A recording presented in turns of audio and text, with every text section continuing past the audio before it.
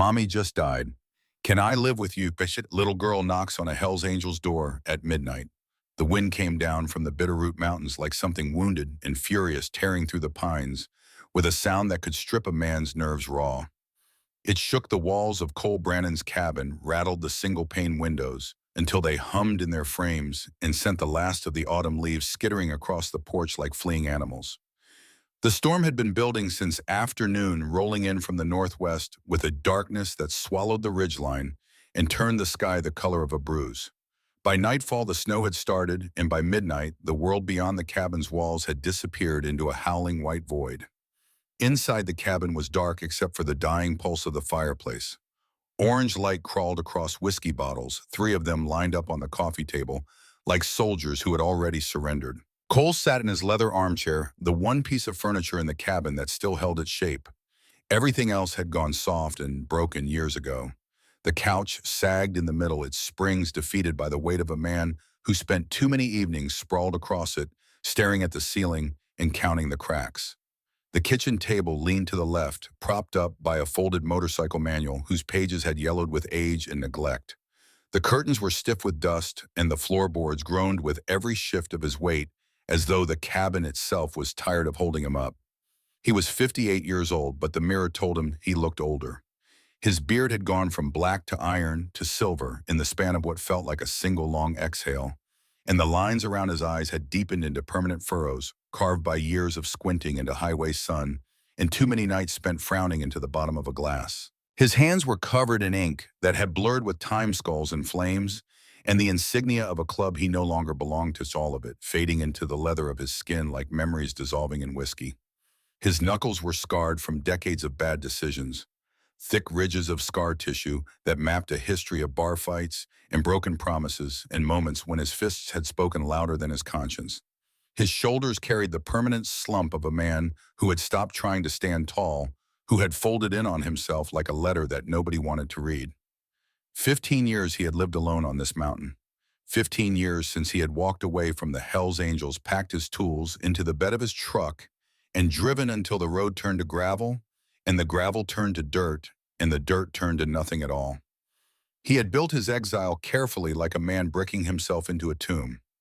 No phone calls, no visitors, no reasons for anyone to come looking.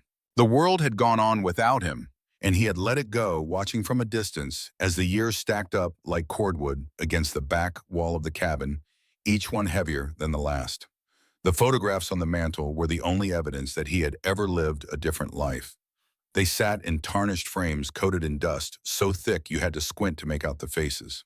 A younger Cole with a full black beard, standing beside a gleaming Harley-Davidson, his arm draped over the handlebars, with the easy confidence of a man who owned the road and everything on it.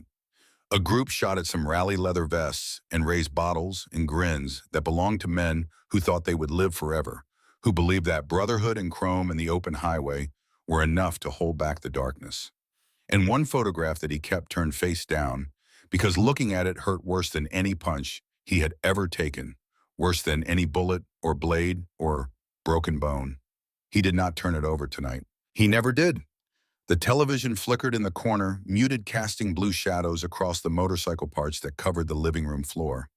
Crankcases and cylinder heads and exhaust pipes waited in various stages of disassembly surrounding his chair, like the remains of machines that had tried to escape and failed. His tools lay scattered among them.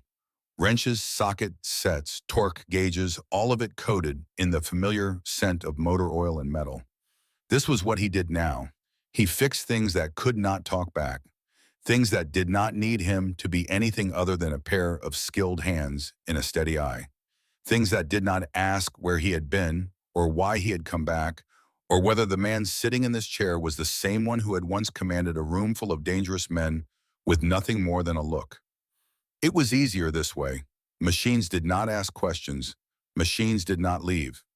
Cole tilted the bottle and let the last of the whiskey slide down his throat.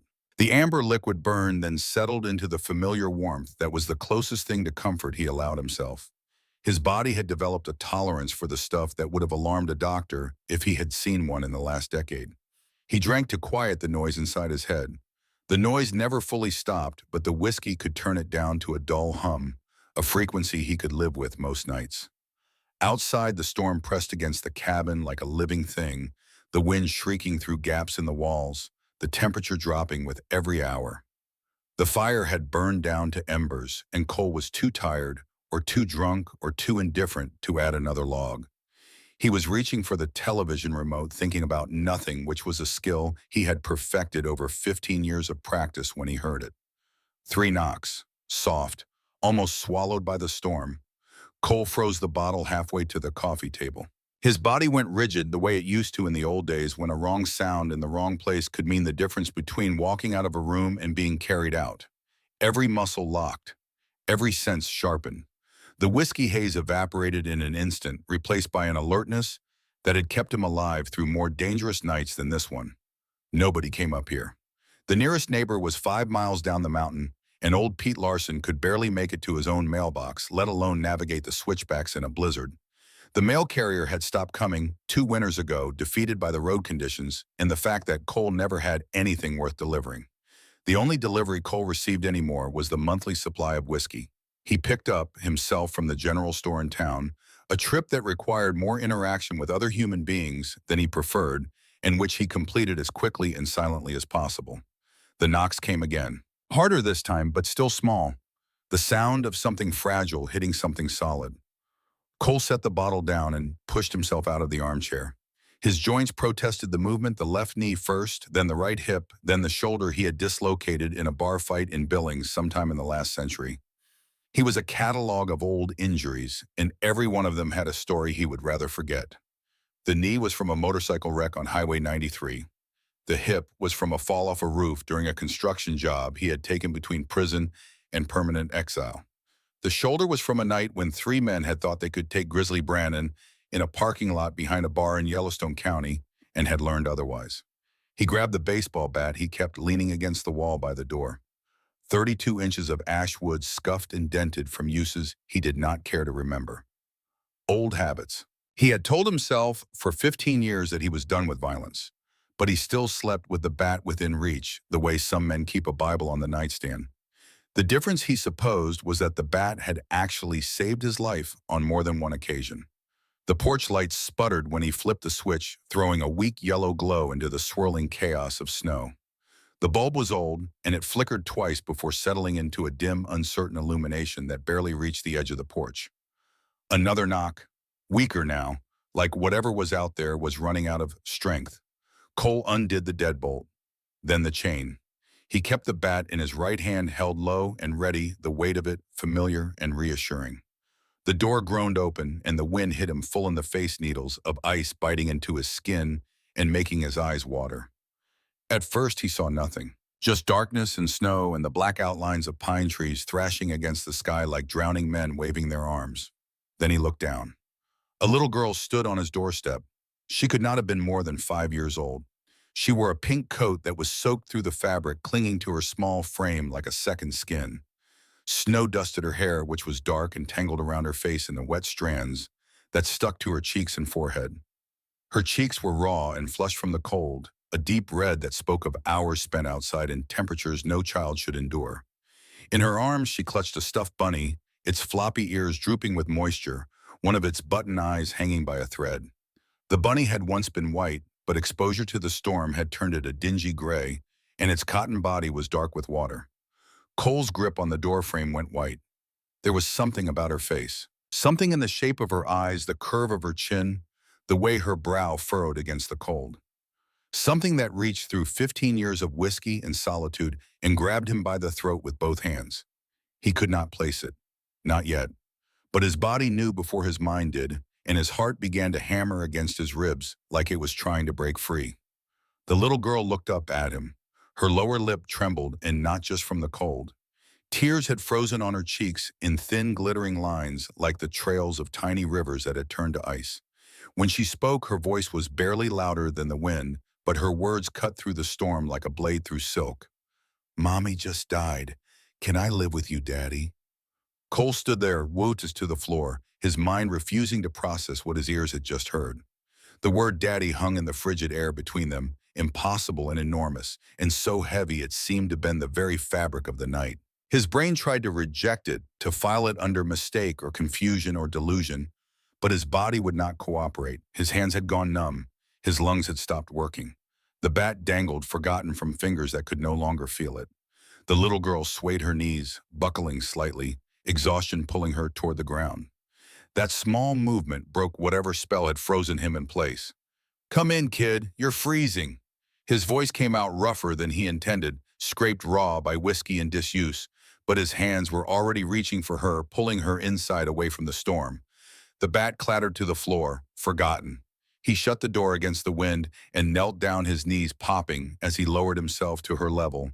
And for a moment they were face to face, the old man and the child, the storm locked outside and the silence inside vast and waiting. She shuffled forward, leaving tiny wet footprints on the hardwood. In the warm light of the cabin, he could see her more clearly. Golden curls plastered to her face, darkened by moisture, but still catching the firelight in a way that made them glow. Cheeks that were past pink and heading towards something that worried him, a deep flush that spoke of cold exposure that had gone on too long.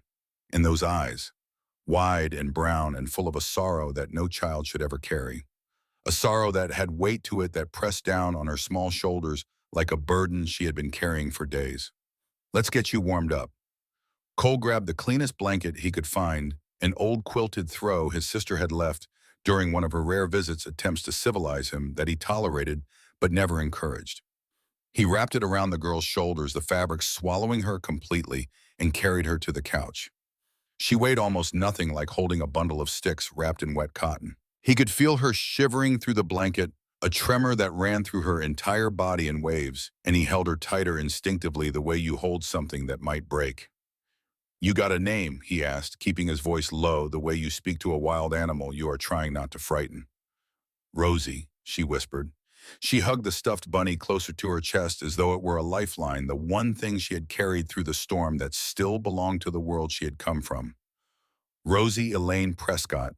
The name Prescott hit him like a fist to the sternum. The air left his lungs in a single sharp exhale, and for a moment the room tilted on its axis and the firelight swam before his eyes. He sank into his chair. His hands would not stop shaking, so he pressed them flat against his thighs and tried to breathe. Prescott. He had not heard that name spoken aloud in 20 years, but it had lived inside him every day, in the space between his ribs where something important used to be. It lived there the way an old wound lives in the body, quiet most of the time, but never truly healed, always ready to flare at the slightest touch. "Prescott," he repeated, his voice barely there. "Your mama, her name wouldn't happen to be Elaine." It was not a question. He already knew. Rosie nodded and her face crumpled. "She told me to find you if—" The sentence broke apart like a dam giving way, and fresh tears spilled down her cheeks in hot, silent streams. "Hey, hey now." Cole reached out and patted her shoulder, his calloused hand enormous against her tiny frame. He had no idea what he was doing. He had not comforted another human being in longer than he could remember. His hands were made for gripping wrenches and throwing punches, not for gentleness, and the inadequacy of the gesture made him feel clumsy and lost in a way that no fight had ever made him feel. "When's the last time you ate something?" "Yesterday morning." Rosie sniffed, wiping her nose on the ear of her stuffed bunny. "Before Mommy went to sleep and didn't wake up." The words landed in Cole's chest and stayed there, sharp and heavy like pieces of shrapnel that would never work their way out. He stood up too fast, the room tilting slightly, and headed for the kitchen. He needed to turn away. He needed a moment where she could not see his face, where he could let the mask up and feel the full weight of what was happening without having to be strong for someone else. The kitchen was not much better than the living room. Takeout containers stacked in the sink, growing cultures that a biologist would have found fascinating. A coffee pot crusted with old grounds. A dish rack holding a single plate and a single fork, the sparse equipment of a man who ate alone. But in the cupboard behind a bag of stale rice, he found a sleeve of crackers in a juice box. His sister again. She had left them during her last attempt to make him eat something that did not come out of a bottle.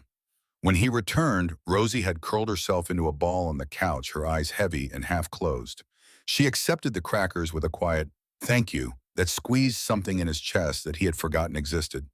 The words were so small and polite, so out of place in this cabin, full of broken things, that they hit him harder than any blow he had ever taken. "Your backpack," Cole said, noticing the small pink bag she had dropped by the door. It was soaked through the fabric, dark with moisture, but its zipper still worked. "Mind if I take a look?" She shook her head, already fading. The crackers lay half-eaten in her lap, her small fingers still wrapped around one, as though she had fallen asleep mid-bite. Cole gently took them away and pulled the blanket up around her chin. Within minutes, her breathing deepened into the slow, steady rhythm of a child falling out of the world and into sleep, that perfect and complete surrender that only children in the very old can manage. His hands trembled as he unzipped the backpack. Inside, he found a change of clothes neatly folded, a purple shirt and small jeans, and a pair of white socks rolled into a tight ball, a toothbrush with a cartoon princess on the handle, a bag of fruit snacks unopened, a pair of mittens, pink with white polka dots, that had not been enough to keep her hands warm on the journey here. And at the very bottom, beneath everything, a worn envelope with his name written across it in a handwriting he would have recognized in the dark in a dream at the bottom of the ocean. Cole. Just that. His name. In Elaine's hand. He pulled the envelope open and a photograph slipped out into his lap. The image showed a younger version of himself, maybe 35, standing next to a woman whose smile could light a room on fire. They were at some county fair, the kind of place where the air smells like funnel cake and hay and the distant sweetness of cotton candy. His arm was around her waist, pulling her close, and she was laughing at something he had said, her head tilted back, her dark hair catching the sunlight, her eyes half closed with the pure joy of the moment. He was grinning like a man who did not know that the best thing in his life was about to walk out the door, Elaine. The memory came rushing back with the force of a flash flood. Summer, 20 years ago, the air thick with heat and honeysuckle, and the sound of crickets sawing through the tall grass along the river. He had met Elaine at a diner on Route 93, a place called Sonny's that sat between a gas station and a church, as if offering travelers a choice between fuel for the body and fuel for the soul. She had been working the late shift, still in her hospital scrubs, patches of exhaustion under her eyes, from a 12-hour rotation in the emergency ward. He had come in with 3 other members of the chapter, their bikes parked in a row outside, engines ticking as they cooled in the evening air. The other waitresses had avoided their table. They always did. 4 men in leather vests with club insignia tended to have that effect, especially in small-town diners, where the most dangerous customer was usually the rancher who had one too many beers on a Friday night. But Elaine had walked right up, order pad in hand, and looked at Cole without a trace of fear or judgment. "What can I get you boys tonight?" she had asked, and her voice had carried something in it that Cole had not heard directed at him in a very long time. Simple human decency. The assumption that the men sitting in her booth were people first and everything else second. He had gone back every night for a week, then 2 weeks, then a month. He told himself it was the coffee which was mediocre, then the pie which was good but not remarkable. Then the way the light hit the chrome sugar dispenser at midnight when the diner was empty, and Elaine would sit across from him in the booth and talk about things he had never thought about before. Books she was reading. The way the river looked in autumn when the cottonwoods turned gold. Whether the stars they could see through the window were already dead by the time their light reached Montana. Whether it mattered that they were seeing something that no longer existed, or whether the beauty of the light was enough. She had been a nurse at the county hospital, working double shifts and still finding the energy to smile at every patient who crossed her path. She carried bandages in her purse and kept a stethoscope in her car the way other women kept spare lipstick. She believed in things that Cole had stopped believing in years ago, if he had ever believed in them at all. Kindness, second chances, the basic goodness of people, even people who had done terrible things, especially those people she would have said, because the ones who have been in the dark are the ones who appreciate the light. He had been the president of the local Hells Angels chapter, a man they called Grizzly, because of the way he fought all fury and no retreat. He had earned his name in a bar fight in Great Falls when he was 23, breaking a man's jaw with a single punch that the witnesses said sounded like a baseball bat hitting a side of beef. He had worn the name like armor ever since, letting it precede him into every room, using it as a shield against anyone who might try to get close enough to see what was underneath. They should never have worked. A nurse and an outlaw, A woman who spent her days stitching wounds closed, and a man who spent his nights in places where wounds were opened. A woman who saved lives, and a man who had on more than one occasion come close to ending them. But something in her had called to something in him, some buried thing beneath the leather, and the ink and the violence, a thing that had been waiting in the dark for someone brave enough to reach in and find it. Their summer together had been the only time in Cole's life when he had felt like a complete human being. They rode through mountain passes on his Harley, Elaine's arms wrapped around his waist, her laughter swallowed by the wind. They camped by rivers and cooked trout over open fires and lay in sleeping bags watching satellites trace silver lines across the darkness. They drove to the county fair and ate funnel cakes and rode the Ferris wheel and won a stuffed bear at the ring toss that Elaine kept on her nightstand for years after. For 3 months, Cole Brannon had been happy, and the sensation had been so unfamiliar that it frightened him more than any fight ever had.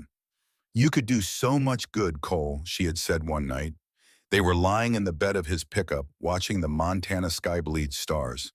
Her fingers traced the tattoos on his forearm, following the lines of ink the way a cartographer follows rivers, finding patterns and pathways that connected one image to the next. "You've got such a good heart under all that gruff." "This is who I am, Elaine," he had argued, and the words echoed now in his memory with a bitterness that time had only sharpened. He had spoken them with conviction, believing them to be true, not realizing that they were the most cowardly words he would ever say. "Can't change a bear's nature." "You're wrong." She had looked at him with those clear, steady eyes that saw through every wall he had ever built, that found the cracks in his armor and poured light through them. "A bear might be bold, but it can also be gentle. I've seen it in you." But the club had come calling the way it always did. There was a run planned, something involving cross-state lines and cargo that Cole knew better than to describe, even in the privacy of his own mind. The kind of job that paid well and cost everything. The Brotherhood had needed him. The Brotherhood had always needed him. And Cole had been raised to believe that loyalty to his brothers was the only thing that separated him from the kind of man who had nothing at all. Their last fight had played out in his memory like a film he had been forced to watch 1,000 times, every frame burned into his brain, every word preserved in perfect and terrible clarity. Elaine standing in his garage, her arms crossed, tears streaming down her face in the blue light of a fluorescent bulb. The Harley between them like a wall, grease on his hands and something worse on his conscience. "Choose Cole," she had pleaded. "Choose us." The word us had carried something in it that he would not understand for another 20 years. Not just the two of them. Something more. Something she had been trying to tell him, and he had been too blind and stubborn and afraid to hear. But he had not chosen her. He had watched her walk away through the open garage door, her silhouette growing smaller in the afternoon light, the sound of her footsteps fading until there was nothing left but the hum of the fluorescent light and the smell of motor oil, and the knowledge that he had just made the worst mistake of his life. He had told himself it was better this way, that a woman like her deserved better than a man whose hands would never be clean enough to touch something beautiful, that he was doing her a favor. He had gone on the run. Things had gone wrong in the way that things had always went wrong when men with guns tried to be smarter than the law. People got hurt. Cole got arrested. He spent 3 years in a concrete box in Deer Lodge, and when he got out, Elaine was gone. Moved away. No forwarding address, no message, nothing but the ghost of her perfume in a diner booth that some other waitress had already claimed. Now 20 years later, sitting in his cabin with her daughter, sleeping on his couch. Their daughter, he unfolded the letter and read, "Cole, if you're reading this, it means I'm gone and Rosie has found her way to you. I know this is a shock, and I'm sorry for keeping her from you. She's yours, Cole. She's been yours from the very beginning. Please take care of her. Please don't let her go into the system. She knows all about you, the good parts, the parts I always believed were the real you. She calls you her Papa Bear, even though she's never met you. I've told her stories about the man I knew you could be. Now it's your chance to be that man. Lane." Cole set the letter down on his knee and looked at Rosie. She was curled on her side, the stuffed bunny tucked under her chin, her small chest rising and falling with each breath. In the firelight, her golden curls glowed, and the shadows played across her face in a way that made her look like a painting, something delicate and precious that did not belong in a cabin full of whiskey bottles and motorcycle parts in the accumulated wreckage of a wasted life. His daughter. The word felt like a foreign language in his mouth. Terrifying, impossible, and somehow in a way he could not explain absolutely right. Like a key turning in a lock he had not known existed, opening a door to a room inside himself that had been sealed shut for 20 years. He sat in his chair for a long time after that, the letter in one hand and the photograph in the other, staring at the fire until the embers faded to ash and the cabin grew cold. He did not move to add wood. He did not reach for the whiskey. He just sat there, letting the weight of 20 lost years press down on his shoulders like stones. And for the first time in longer than he could remember, he did not try to drink it away. Morning arrived without permission, the way it always did. Pale light crept through the cabin's dusty windows and found Cole standing at the stove, spatula in hand, looking like a man who had been asked to defuse a bomb using kitchen utensils. The counter, normally a graveyard of takeout containers and empty bottles, was dusted with flour and spotted with drops of pancake batter. A bag of mix sat open beside the stove, its instructions smeared with what appeared to be motor oil from Cole's fingertips. Two pans heated on the burners, one of them already producing a pancake that was black on one side and raw on the other, a culinary failure of such completeness that it almost qualified as art. "Can I have chocolate chips in mine?" Rosie asked from behind him. He turned to find her sitting at the kitchen table, perched on a stack of motorcycle repair manuals he had piled on the chair so she could reach. She was still in her clothes from last night, her golden curls whirled and tangled in a way that suggested a small tornado had passed through the cabin in the night. The stuffed bunny was propped beside her plate like a dinner guest, its one remaining button eye staring at Cole with what he could only interpret as skepticism. "Don't have any of those, kid. Regular's going to have to do." He slid a misshapen pancake onto her plate and grimaced at the burned edges. His hands could rebuild an engine blindfolded, could adjust a carburetor by sound alone, could true a wheel with the precision of a Swiss watchmaker. But somehow the simple act of making breakfast for a child had defeated him completely.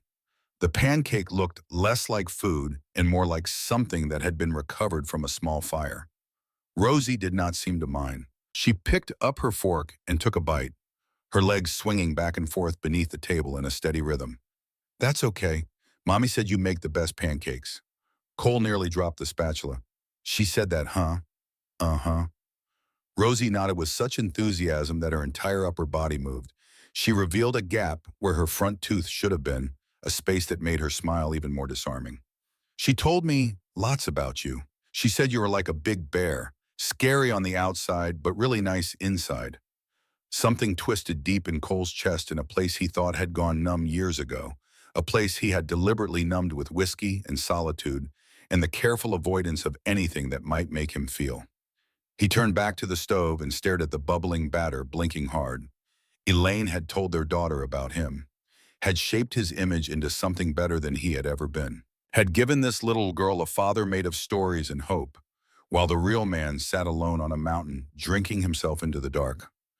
"When can we get my stuff from home?" Rosie asked between bites, the syrup forming a small lake on her plate. "I need my princess dress and my books, and maybe we can paint my room pink." Panic surged through Cole's chest like ice water. She was already planning a future here in this broken-down cabin with him, a man who could barely keep himself alive some days, let alone be responsible for a child, a man whose most meaningful relationship in the last decade had been with a bottle of bourbon. "Listen, kid," he started, but Rosie cut him off with the absolute certainty that only a 5-year-old could muster. "I want to stay with you forever, Daddy." She said it the way someone might say the sky is blue or water is wet, a simple fact, undeniable, requiring no further explanation or justification. "Mommy said you'd take care of me, and you're doing a good job already." Cole stared at her, this tiny person still in her rumpled clothes, still holding a stuffed bunny, with one eye happily eating his burned pancakes and looking at him like he was the safest thing in the world.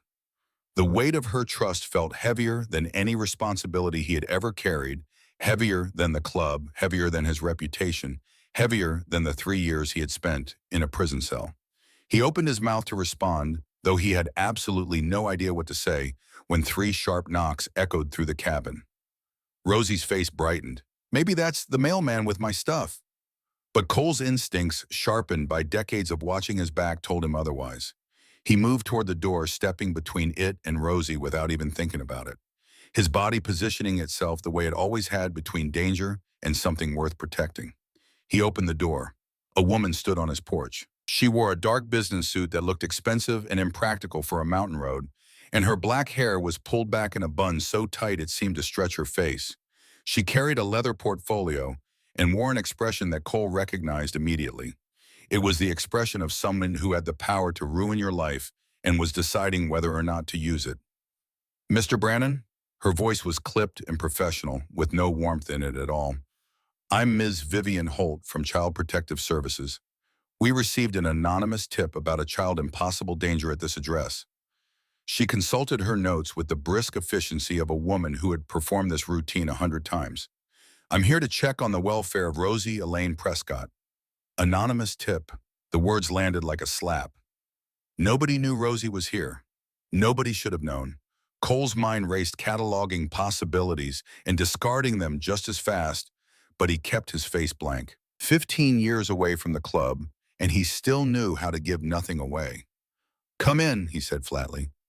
Ms. Holt stepped inside and immediately began scanning the cabin's interior with the practiced eye of someone who had seen the worst of what adults could do to children. Her gaze moved from the empty whiskey bottle on the coffee table to the motorcycle parts on the floor to the general state of disorder that defined Cole's existence. Her pen moved across the clipboard in quick, precise strokes, and Cole could almost hear the judgment being written in real time. Each mark of her pen was another nail in a coffin he had not known was being built. She sat on the edge of his armchair, her back straight, her ankles crossed, and opened her portfolio. "Mr. Brannon, the situation is quite clear. You have no documented legal relationship with this child. Without proper documentation, I cannot allow her to remain here. She's my daughter." Cole pulled Elaine's letter from his pocket. "Got the note from her mother right here." Ms. Holt glanced at the letter, but did not take it. A handwritten note, while touching, has no legal standing. She adjusted her glasses, a gesture that seemed designed to remind the room who was in charge. "You have 72 hours to either produce legal guardianship papers or proof of paternity. Otherwise, I'll have no choice but to place Rosie in the foster system until a suitable home can be found." 3 days. Cole's voice came out like gravel scraped across concrete. "That's not enough time to—" "It's standard procedure, Mr. Brannon." Her tone softened a fraction as she glanced toward the kitchen, where Rosie had appeared in the doorway, watching with wide eyes. "I understand this is difficult, but we must ensure the child's safety and well-being." Rosie crept forward and slipped her small hand into Cole's massive fist. Her fingers were warm and impossibly small, and the contact sent a jolt through him that he felt in his bones. He looked down at her hand in his, at the contrast between his scarred, tattooed fingers and her tiny, perfect ones, and something shifted inside him. Some ancient tectonic plate of emotion that had been locked in place for 2 decades finally silently began to move. "I want to stay with Papa Bear," she whispered. Ms. Holt's eyebrows rose at the nickname, but she maintained her composure. She stood, smoothed her skirt, and placed a business card on the coffee table beside the empty whiskey bottle, a juxtaposition that was probably intentional. "You'll need to contact the county clerk's office immediately. And Mr. Brannon," she paused at the door, her eyes landing on the whiskey bottle one final time, "clean up the alcohol. I'll be checking in regularly." The door closed behind her, and the cabin fell silent, except for the ticking of the old clock on the wall and the sound of Cole's heart pounding in his ears. Rosie climbed onto his lap. Her small weight settled against him, solid and real, and something about it anchored him to the moment when everything else felt like it was spinning apart. "Are they going to take me away?" she asked quietly. "No." The word came out of Cole's mouth before his brain had approved it, carrying a fierce certainty that surprised even him. It was not a promise he had any right to make. He had no legal standing, no paperwork, no plan, and nothing in his background that would reassure a court of law. But he said it anyway because the alternative was unthinkable. "No, they're not." He spent the next several hours on the landline. Cell service was non-existent this far up the mountain, and the old rotary phone on the wall was his only connection to a world he had spent 15 years avoiding. The dial made its familiar clicking sound as he worked through number after number. The receiver pressed hard against his ear, his free hand gripping the counter for balance. Each call led to another. The county clerk's office put him on hold for 20 minutes, then transferred him to Vital Records, where a bored voice told him he needed Form 27B and a notarized affidavit.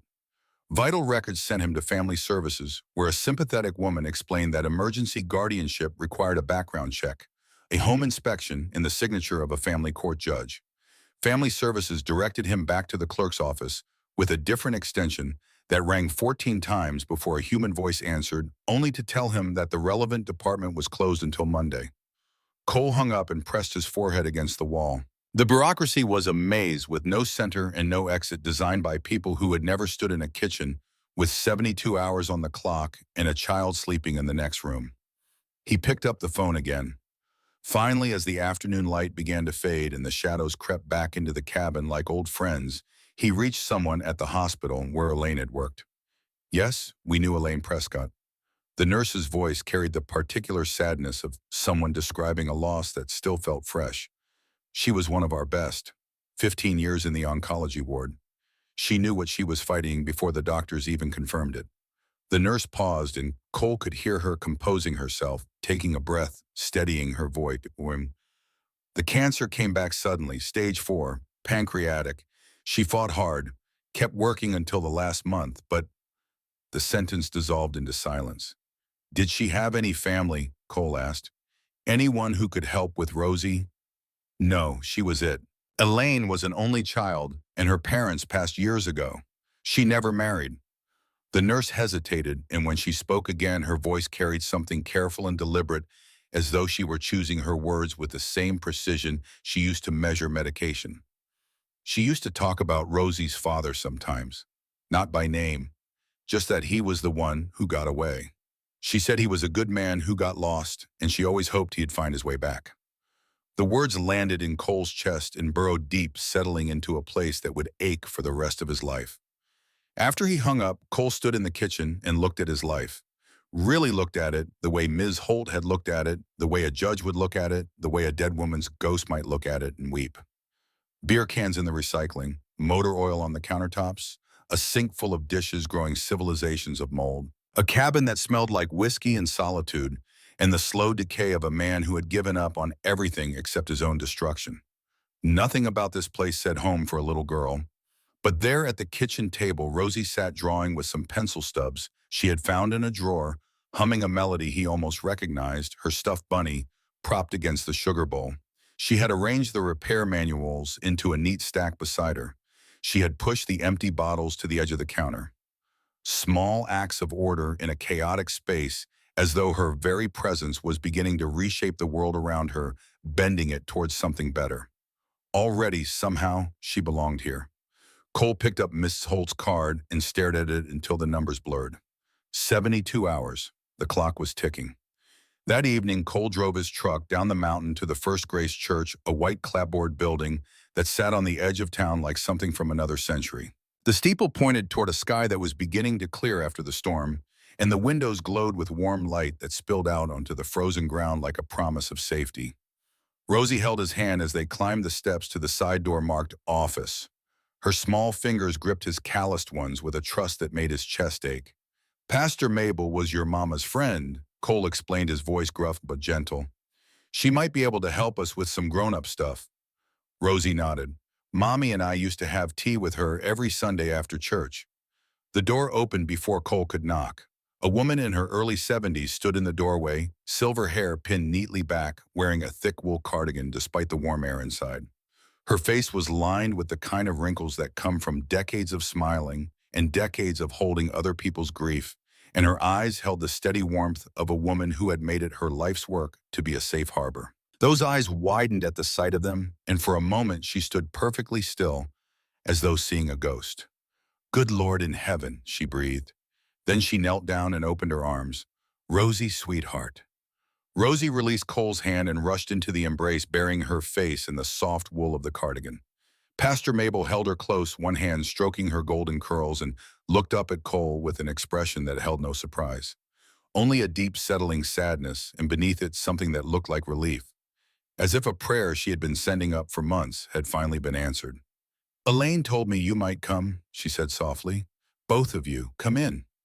The office was small and warm, lit by the colored light that filtered through stained glass windows and painted patterns on the wooden floor. A kettle whistled on a hot plate in the corner, and shelves lined with hymnals and theological texts surrounded them on every side. "Hot chocolate for you, Rosie." Pastor Mabel was already reaching for a mug. "There are some crayons and paper on that table if you'd like to draw." While Rosie settled at the small table her bunny propped beside her, Pastor Mabel gestured for Cole to sit. He lowered himself into one of the chairs facing her desk, feeling like an engine block someone had placed in a jewelry store. Elaine knew she was dying. Pastor Mabel said, her voice low enough that Rosie would not hear. She folded her hands on the desk, and Cole noticed that her knuckles were swollen with arthritis, the hands of a woman who had spent decades holding other people's pain. "She came to me 6 months ago when the diagnosis came back terminal. She'd already made arrangements, the will, the letters, the backpack with your name and address sewn into the lining." Cole's stomach dropped. She planned this. She planned everything. That was Elaine. Even facing death, she was the most organized person I ever knew. Pastor Mabel opened a desk drawer and removed a manila envelope thick with papers. "She left these for Rosie, and for you. She said that if you came, I should give them to you. And if you didn't come within a week, I was to bring Rosie to you myself." Cole stared at the envelope. "She knew I'd take her in. She knew you'd try." Pastor Mabel's eyes were steady and kind, and utterly without illusion. "She also knew it wouldn't be easy. That's why she left instructions." Cole's throat tightened until he could barely breathe. "I don't deserve—" "Stop!" Pastor Mabel's voice was firm, the voice of a woman who had spent 40 years dealing with people's worst moments and best excuses. "Elaine forgave you a long time ago, Cole. She forgave you before you even asked for it, which is the purest kind of forgiveness there is. The question is whether you are ready to forgive yourself." She opened the envelope and spread its contents across the desk. Sealed letters, each one marked with a date or an occasion in Elaine's careful handwriting. "For Rosie's first day of school, for when you miss me most, for your first Christmas without me, for her 10th birthday, for the day she asks about her father." Each envelope was sealed with a small sticker, a different one for each letter. Stars and hearts and butterflies. The kind of stickers a mother puts on a child's homework to say "good job, repurposed here," and for a final act of love that reached beyond the grave. And one letter set apart from the rest, marked simply "for when Daddy finds you." Pastor Mabel held it out to Cole. His hand shook as he took it, the paper crinkling under his grip. He unfolded it carefully as though it might crumble to dust. "My dearest Rosie," he read silently, his lips moving with the words. "Your daddy has a rough outside, but a heart worth gold. He'll be scared when he meets you. That's okay. The best things in life are scary at first." Cole could not read any further. His vision had gone blurry, and the letters swam on the page like fish in muddy water. He refolded the paper and pressed it against his chest, holding it there the way someone holds a wound closed. Across the room, Rosie hummed softly while coloring, her face peaceful, her small hand moving the crayons with serious concentration. The afternoon light caught her golden curls and turned them into something luminous. "She needs you," Pastor Mabel said gently, "and maybe, just maybe, you need her too." That night, Cole did not sleep. He sat in his armchair until the fire died completely, until the cabin was dark and cold and silent except for the soft sound of Rosie breathing in the next room. He sat with the letter pressed against his chest and the photograph in his lap and the weight of 20 years of regret sitting on his shoulders like a stone slab. At some point in the deepest part of the night, he got up and poured every bottle of whiskey in the cabin down the kitchen sink. He did it quietly so as not to wake Rosie, watching the amber liquid spiral down the drain and disappear. Each empty bottle he placed in a cardboard box by the back door. When the last one was gone, the kitchen counter looked strange and bare, like a face without its familiar scars. Then he walked to the spare room and stood in the doorway, studying it the way a general studies a battlefield. The space had served as a junkyard for motorcycle parts and boxes of memories he could not bring himself to throw away. Exhaust pipes were stacked against one wall. A transmission case sat in the corner like a squat metal toad. Boxes of old photographs and club memorabilia rose in uneven towers on gathering dust and cobwebs and the ghosts of a life he had left behind. But beneath the clutter, he saw something he had not noticed before. A room. Four walls, a window that faced east to catch the morning light, and enough space for a child to call her own. He started at midnight and worked through the dawn. He dragged the motorcycle parts into the garage box by box, piece by piece, his boots making soft thuds on the wooden floor as he carried loads that would have strained a younger man's back. Some of the boxes he had not opened in years. Inside one, he found an old bandana that still smelled faintly of Elaine's perfume. He held it to his face for a long moment, breathing in a memory, then folded it carefully and placed it in his shirt pocket. When the room was empty, he swept the floor twice, wiped down the walls with a damp cloth, and began to build. Cedar planks he had been saving for a project he had never gotten around to fill the garage. He had bought them 3 years ago, thinking he might build bookshelves or a new workbench or some other thing that a man living alone might need to justify the passage of time. Now they had a purpose he could never have imagined. Their rich, warm scent filled the room as he measured and cut his hands, finding the rhythm that 15 years of engine work had kept sharp. The saw sang through the wood and shavings curled away from the blade like golden ribbons. He built a bed frame, first mortise and tenon joints, no nails, the way his grandfather had taught him when he was a boy, growing up on a ranch outside of Whitehall. Each joint was tight and true, each surface sanded smooth, until there was not a single edge that could catch or scratch a child's skin. Then shelves low enough for small hands to reach. A nightstand from leftover cedar, with a drawer that slid on wooden runners as smooth as butter. He hung old motorcycle rally blankets on the walls, clean ones he had kept stored in sealed plastic bags. Their patterns of eagles and mountains and open highways transformed the bare walls into something that almost looked intentional, like the room of a child whose father had stories to tell. He strung Christmas lights he found in a box buried in the hall closet, the old-fashioned kind with large colored bulbs, and their warm glow softened the room into something approaching magic. From a hook in the garage, he retrieved something he had forgotten he owned. A dream catcher, its web dusty but intact feathers, still dangling from leather strips that had gone stiff with age. Elaine had made it. She had given it to him on the last night they spent together, the night before the fight that ended everything. He had kept it all this time without knowing why. Now he knew. He brought out the quilt his grandmother had made, the one he had kept folded in a cedar chest for 30 years, preserved in darkness, like a secret too precious for daylight. The patches told stories of Montana rodeos and wide-open skies, and women who could ride a horse and bake a pie and raise a family on nothing but grit and love. The stitching was so fine you could barely see it, and the fabric was still soft after all these decades worn to the texture of a whisper. He spread it over the mattress and smoothed the wrinkles with a tenderness that would have astonished anyone who had known him in his former life. Then he stood back and looked at what he had built, and for the first time in 15 years, Cole Brannon felt something that was not whiskey or regret or the dull ache of wasted time. He felt purpose. Just before sunrise, Rosie appeared in the doorway, still sleepy, her bunny dangling from one hand.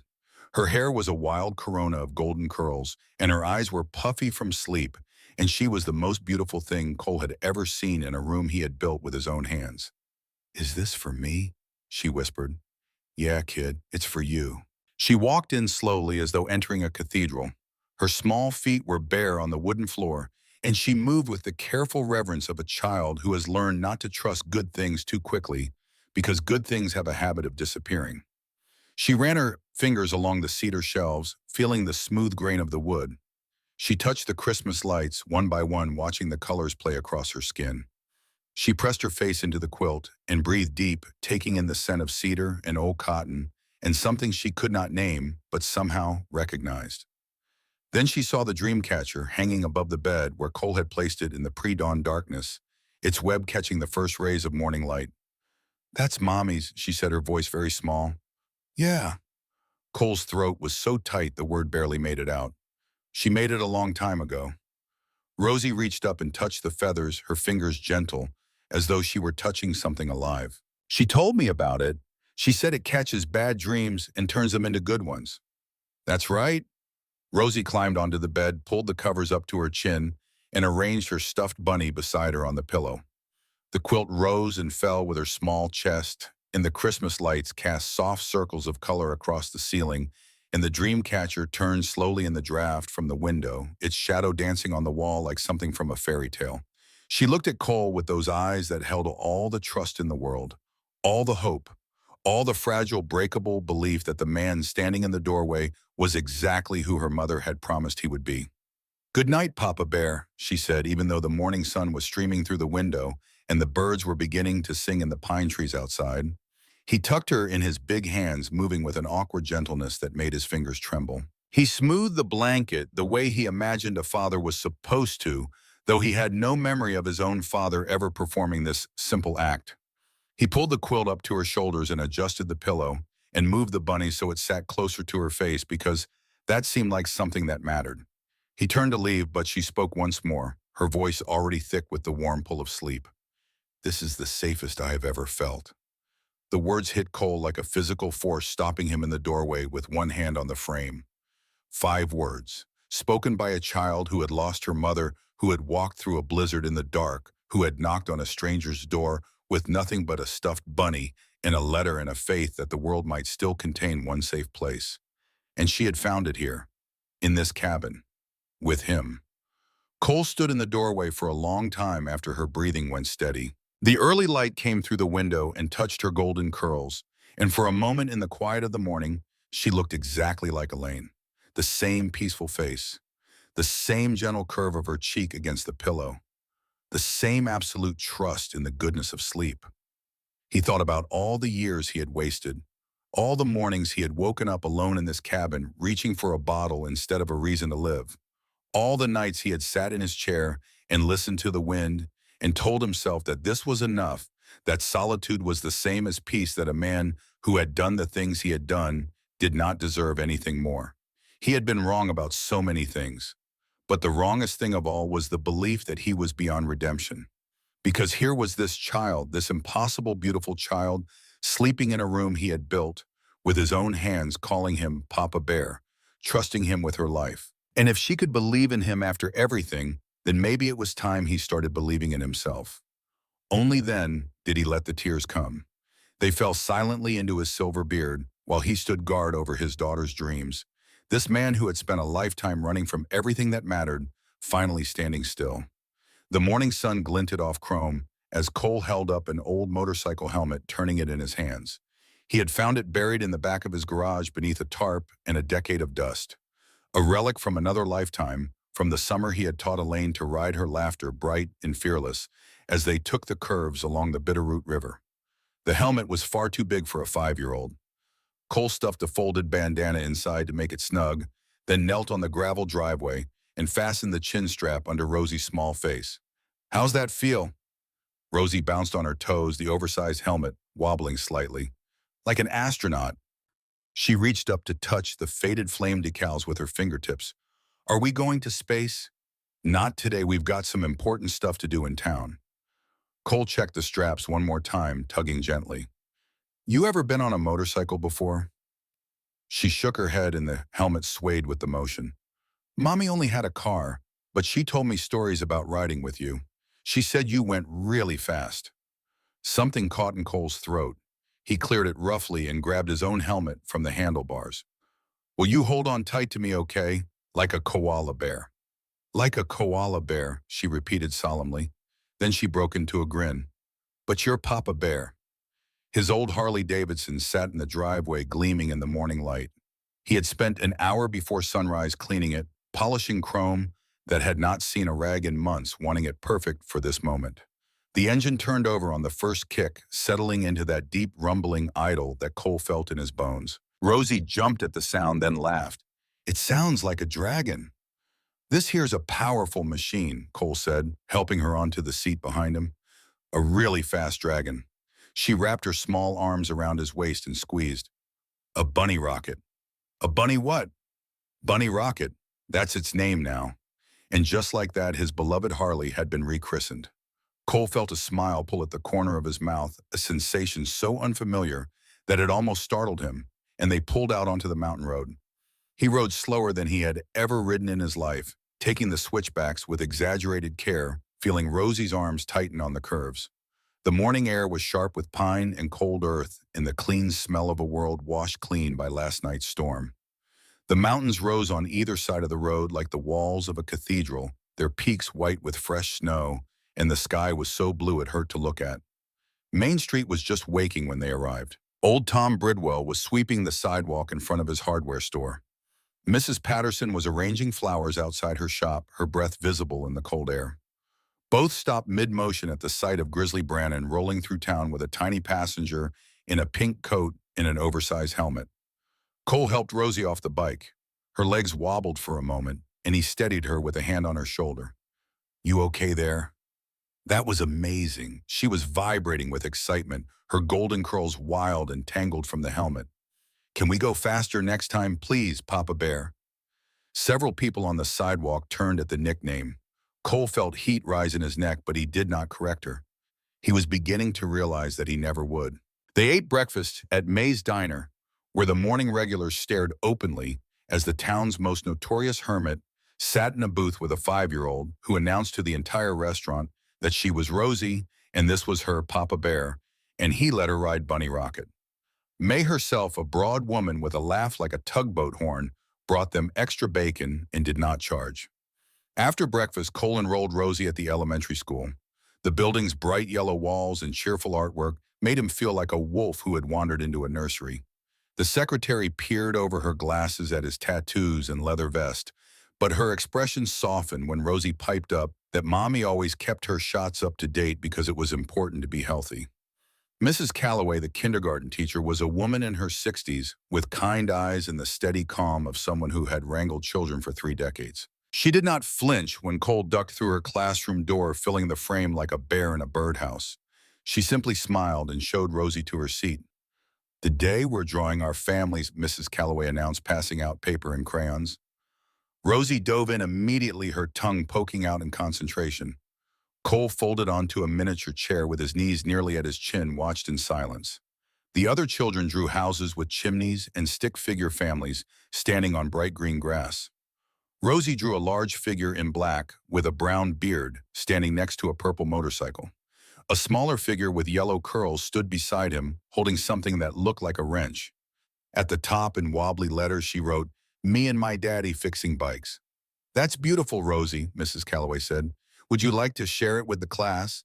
Rosie bounced to the front of the room holding her picture high. "This is me and my Papa Bear. He fixes motorcycles and makes the best pancakes. And even though he looks scary, he's actually super nice and gives the best hugs." The children listened with wide eyes. One little girl raised her hand. "Can your dad fix my bike?" "The chain keeps falling off," Rosie beamed. "Papa Bear can fix anything." When it was time to leave, Rosie insisted Cole keep the drawing. "So you won't miss me too much," she explained. Cole folded the paper carefully and tucked it into his wallet right behind his driver's license, where he could see it every time he opened it. The days that followed took on a rhythm that Cole had never experienced before. He woke at 6 before the sun had climbed above the ridgeline and padded into the kitchen to start the coffee and the pancakes. The pancakes were still ugly, misshapen and often burned on one side with edges that curled up like old parchment. But Rosie ate them every morning without complaint, adding rivers of syrup and telling him they were the best she had ever had, and Cole chose to believe her. He dropped her at school on the Harley, which Rosie had permanently christened Bunny Rocket, and which the other kindergartners watched with open awe as it rumbled into the parking lot each morning. The mothers who gathered by the school gate had stopped whispering. Some of them even waved. Mrs. Calloway had told Cole in her gentle way that Rosie was thriving, that she was reading ahead of her grade level, that she had more friends than she could fit at her lunch table. After drop-off, Cole worked at his garage until 3. The shop had been his lifeline for 15 years, a place where he could lose himself in the honest work of rebuilding engines and straightening frames. Veterans came from 3 counties over because he never charged them for labor, only parts. Single mothers brought their cars because he gave fair prices and never tried to upsell. High school kids stopped by to watch and learn, and Cole let them, handing over wrenches and explaining torque specifications with a patience he had not known he possessed. At 3 o'clock sharp, he locked the garage and rode to the school. Rosie would be waiting by the front gate, her pink backpack bouncing as she ran toward the sound of the Harley, and the smile on her face when she saw him was the single best moment of every day. In the evenings after dinner, which had progressed from canned soup and crackers to actual meals that Cole learned to prepare from a cookbook Pastor Mabel had given him, they would sit in the living room and read. Rosie chose the book's fairy tales and adventure stories and picture books about animals. Cole's rough voice stumbled over words like enchantment and benevolence and chrysanthemum, while Rosie corrected his pronunciation with the patient authority of a tiny professor. On weekends, they worked on the cabin together. Cole taught Rosie how to hold a hammer and how to measure twice before cutting once. She followed him around the garage, handing him tools with serious concentration and asking questions about every engine part she could see. She named each motorcycle that came in for repair. The red Honda became Fire Horse. The blue Yamaha became Ocean Runner. A rusted old Triumph in the corner became Sleeping Dragon. At night, after tucking Rosie into her cedar bed and waiting until her breathing went deep and slow, Cole would sit at the kitchen table and read Elaine's letters. He opened them one at a time, in the order they were dated, spacing them out, because he knew that once they were all read, there would be no new words from her. Ever. The letters were a map of a love that had never died, only changed shape. Elaine wrote about watching Rosie take her first steps on a Tuesday afternoon in April. About the time Rosie drew a picture of a bear at preschool and told her teacher it was her daddy. About late nights in the oncology ward, holding the hands of patients who were dying and thinking about Cole, wondering if he had found peace, hoping that he had not given up entirely on himself. One letter dated 6 months before Elaine's death hit him harder than the rest. "I've watched him from afar all these years," Elaine had written. Her handwriting was slightly less steady than in the earlier letters, the pen strokes wavering in places where the medication must have been making her hands shake. "I see him working in that motorcycle shop of his, helping veterans fix their bikes for free. The town whispers about the scary biker with the gruff voice, but I see the gentle way he treats lost souls who wander into his shop." Cole had to set the letter down. He pressed his palms flat against the table and breathed until the constriction in his chest loosened enough to continue. "So many times I nearly walked into his shop. So many times I almost told him about Rosie, but fear held me back. Not fear of him, never that. Fear of rejection, fear that he wasn't ready, fear that it would bring chaos into our peaceful little life." She had been watching him. All those years, Elaine had been somewhere in the background of his daily existence, close enough to see him, and he had never known. She had watched him rebuild himself, one engine at a time, and she had believed in the man he was becoming, even while he doubted himself. The next paragraph was smudged, as if tears had fallen on the ink before it dried. "You'll need to be brave, my sweet girl. Braver than I was. Life isn't always fair, but sometimes the hardest paths lead to the most beautiful destinations. Your father has a good heart beneath all those layers he's built around it. I've always known that." Cole folded the letter and placed it back in its envelope with trembling hands. He looked toward Rosie's room where the faint glow of Christmas lights seeped under the door. It was the closest thing to a normal life he had ever known, and it was about to be destroyed. The letter arrived on a Tuesday morning, slipped in among bills and junk mail in his roadside mailbox, an official envelope with the county courthouse seal. Cole tore it open, standing in the driveway, the morning air cold against his face, and read the contents twice because the first time his eyes refused to believe what they were seeing. Request for emergency guardianship denied. The legal language was dense and pitiless. Phrases jumped off the page like shrapnel. Prior felony conviction. History of violent criminal behavior. Association with known criminal organizations. Insufficient evidence of suitable guardian status. Best interests of the child. Every word was a stone dropped into a well that had no bottom. Cole read the letter a third time, standing in the gravel, with the wind pulling at his jacket, hoping that somehow the words would rearrange themselves into a different verdict. They did not. 30 years. 3 decades of staying clean, of paying taxes, of building a business with his bare hands, of helping anyone who walked through his garage door. None of it mattered, but the system only saw the man he had been at 25. The bar fights, the arrests, the 3 years in Deer Lodge. The name Grizzly Brannon on a club roster that the FBI still kept in a filing cabinet somewhere. Inside the cabin, Rosie was coloring at her small table, humming a song that Elaine must have taught her. Cole stood in the narrow hallway that served as his office, the letter trembling in his hands, and felt something dark and familiar building inside him, a pressure he had spent 15 years learning to contain.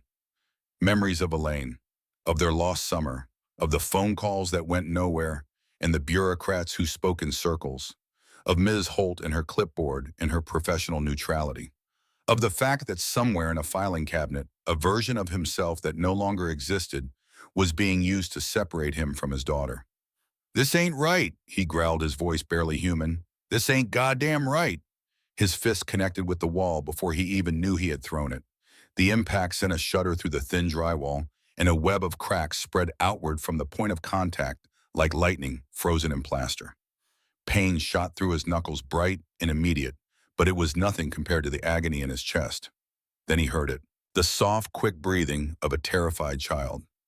Cole turned and saw through the partially open door a flash of golden hair and wide, frightened eyes. Rosie stood in the hallway, her stuffed bunny pressed to her chest, staring at the hole in the wall, and the blood on his knuckles and the fury on his face. She had seen everything.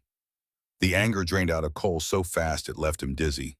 He stared at his fist, still pressed against the damaged wall, the knuckles split and seeping, and saw himself the way Rosie must be seeing him. A large, violent man standing in a broken hallway with rage on his face and destruction in his hands. Everything he had sworn he would never be again. "Rosie," he said, his voice cracking. "Sweetheart, But she was already gone. Her small feet padded quickly down the hall, and he heard the door of her room close with a soft click that was worse than any slam. Cole sank to the floor and sat with his back against the wall, cradling his bleeding hand, listening to the silence on the other side of his daughter's door. The denial letter lay on the floor beside him, face up, its cruel verdict, staring at the ceiling. He sat there for a long time. The afternoon had gone cold by the time Cole realized Rosie was missing. He had given her space the way he always gave himself space when the darkness came. He sat in the kitchen and wrapped his knuckles with duct tape and drank black coffee and waited for the shame to fade enough that he could face her. An hour passed, then two. The cabin was too quiet. Rosie. He knocked on her bedroom door. No answer. He pushed it open and found the room empty. The bed was made, the stuffed bunny was gone, and the window was open, letting in a stream of cold air that smelled like pine needles and panic. Her small pink backpack was missing from its hook by the front door. Cole's blood went to ice. He was out the door in 30 seconds, his boots pounding on the porch, his eyes scanning the tree line. Her footprints were visible in the soft ground beside the driveway, small sneaker prints heading downhill toward the road that led to town. She had a 2-hour head start. Cole ran for the Harley. The engine came to life with a roar that scattered crows from the pines, and he tore down the mountain road with his heart in his throat and his knuckles bleeding through the duct tape on the handlebars. Rosie's small backpack bumped against her as she hurried down the dirt road, her stuffed bunny clutched tight to her chest. The afternoon sun cast long shadows through the trees, and tears streamed down her face in hot, silent lines. She knew the way to Pastor Mabel's church. They had driven past it on Bunny Rocket just last week, and Rosie had counted the landmarks. The big red barn, the creek with the wooden bridge, the mailbox shaped like a trout. Her legs ached, but she did not stop. Memories of previous foster homes played through her mind like a slideshow of closed doors. The house in Helena where the woman smelled like cigarettes and never learned her name. The apartment in Butte where 3 other children fought over a single bed, and the man who was supposed to be watching them spent his evenings staring at a television that was always too loud. Brief cold places where she had been stored, like luggage between Elaine's hospital stays waiting for her mother to get better, always waiting. "Can't go back," she whispered to her bunny. "Can't go back to the other houses." A car passed and she ducked behind a tree, her heart hammering. She had waited until Papa Bear was in the garage sitting on the floor with his hand wrapped up and his face looking like it was made of stone before slipping out the window. The thought of him made fresh tears spill. She loved how he made her pancakes in funny shapes, how he lifted her onto his shoulders so she could touch the leaves on tall trees, how his scratchy beard tickled when he kissed her goodnight, how he smelled like motor oil and coffee and something warm underneath it all that made her feel like nothing bad could ever happen. But now they wanted to take her away. They always took her away. And Papa Bear was mad and scared, and when grown-ups got mad and scared, they broke things, and then everything changed. The rumble of a familiar motorcycle made her scramble behind a bush. Through the leaves, she watched Bunny Rocket zoom past Papa Bear's jacket flapping in the wind. He was going too fast. Then the engine sound changed, slowing, and she heard his voice echoing through the trees. Rosie, Rosie Ray, where are you? She curled up smaller, pressing her face into her bunny's damp fur. But then she heard something that made her look up. Papa Bear's voice had changed. The anger was gone.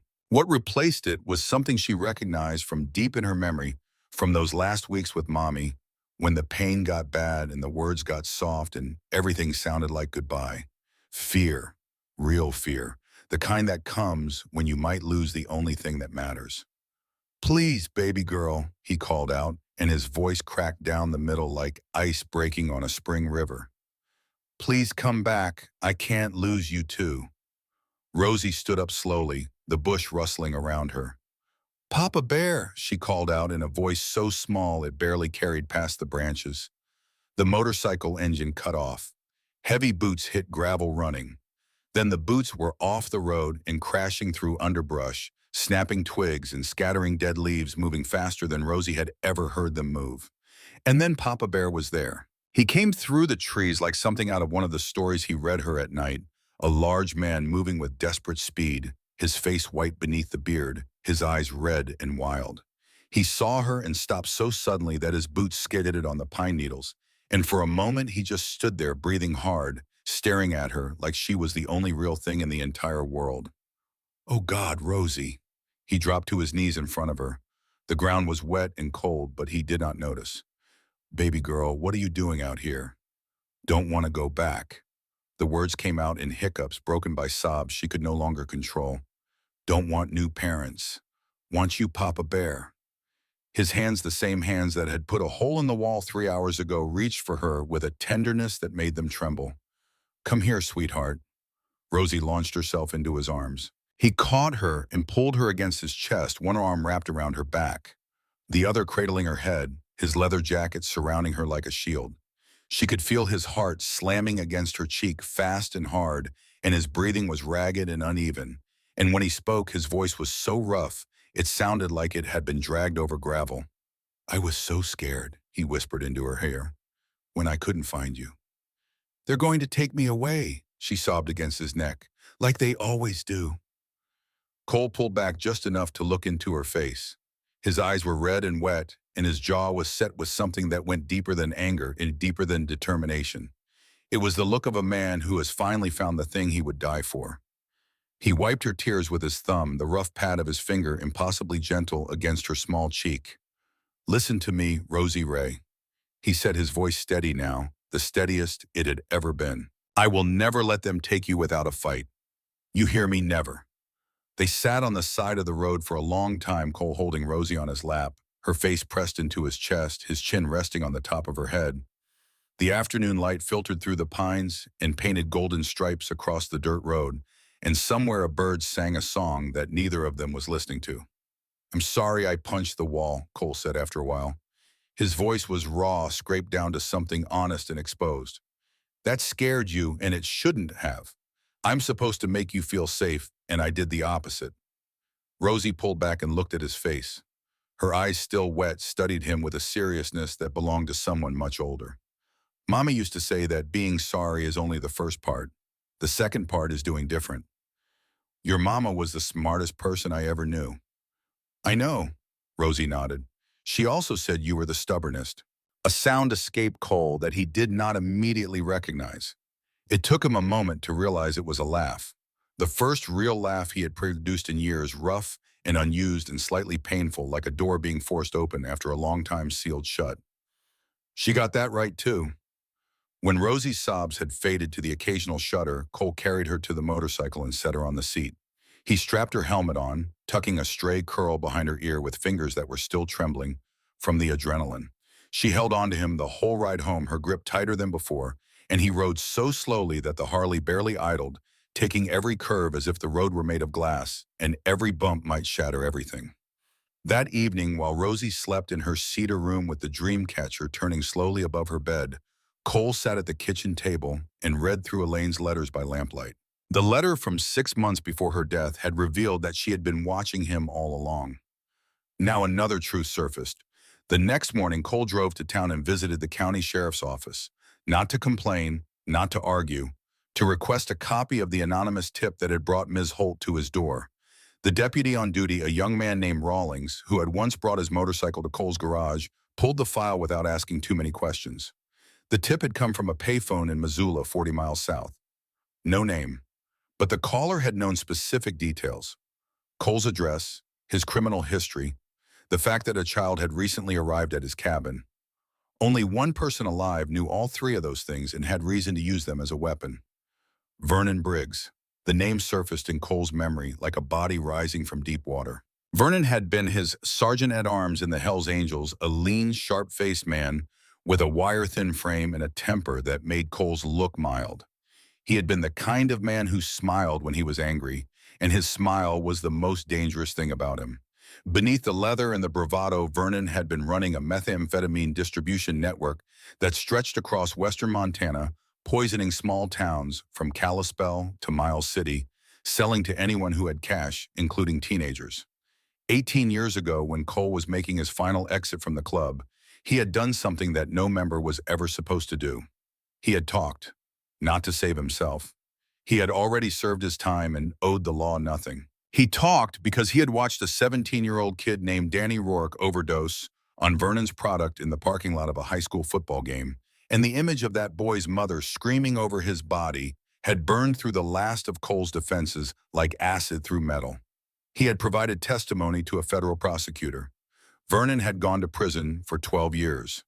The club had put a bounty on Cole's head that lasted until the chapter dissolved 3 years later.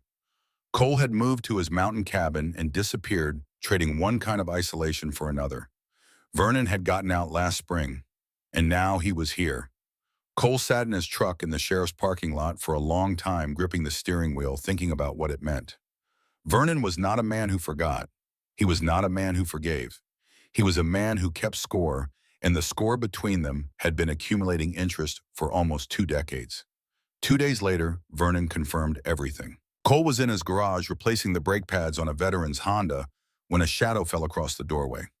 He looked up and saw a man he had not seen in nearly 2 decades, standing in the afternoon sunlight, silhouetted against the bright sky like a figure cut from black paper. Vernon Briggs had not aged well. Prison had carved the flesh from his face, leaving behind sharp bones and deep lines and eyes that burned with a cold, patient fury. His hair, once dark and pulled back in a ponytail, was now thin and gray and cut close to his skull.